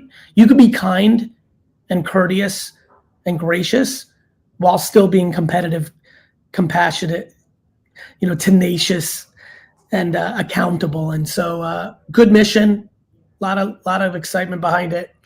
I hope it would mean a lot to me if people gave it 20 minutes. I think it's worth your 20 minutes to dig into. And I think if people give it 20 minutes of eBay and social media and like give it a little look under the hood, I think they'll see something much deeper than what they might have thought if they didn't do that 20 minutes. All right. Well, I'm going to give it a much harder look. It's been around for the last 3 or 4 years, and I've thought about it, I've looked at it, but there's always something else. It feels like there's always something else. And look, and that makes sense. And honestly, what I'm excited about, why I did the deal from my standpoint, Dust, is Topps Chrome gives it a lot more reason to take a look. Yeah. That's true. It's Chrome. It sounds Like, exciting. Yeah, there's like a there's a Michael Rubin Superfractor auto that gets the hobby starting to sneak in. There's Dana White autos in this product because there's this entrepreneur elf insert. Kevin Hart autos, like it's pretty cool. Yeah, that is cool. Different for sure. Neo, do you have anything else? I don't want to keep Gary too long here. Nah, good luck on the launch. Thank you, brother. We'll see you at Fanatics Fest for sure. Can't wait to see you guys there. Stay well. Thanks, man. Cheers. Yeah. Well, just like clockwork, Ham's internet cut out, and Steve fell off. Steve my camera literally internet was flipped. jumping Literally between my turned into phone. fucking Yeah. Steve. I thought Steve was like, it was like The Exorcist where the head spins all the way sideways. around. He was going to go all the way around, I think. Yeah, that was cool. The guy that was is, the guy is just a ball of energy. That's one thing. Yep. He is a ball of energy. The marketing machine, Gary V. All right, boys. It's 11:30 Eastern. What do you think? Oh yeah, Steve just texted me. Steve said his phone died. He didn't rage quit. Steve texted, I didn't rage quit. All right, good. We just wanted to confirm that. So that's good. Yeah, I think we'll probably log off, guys. We're old men and Yeah, we're way over too. we're all EST. So thanks everybody for joining us tonight. Neo needs to go and scream into a pillow for the next hour to get over this Cavs game. And then we will be back again tomorrow with more daily videos. And we'll see you in 2 weeks on the next Off Centered. Thanks, guys.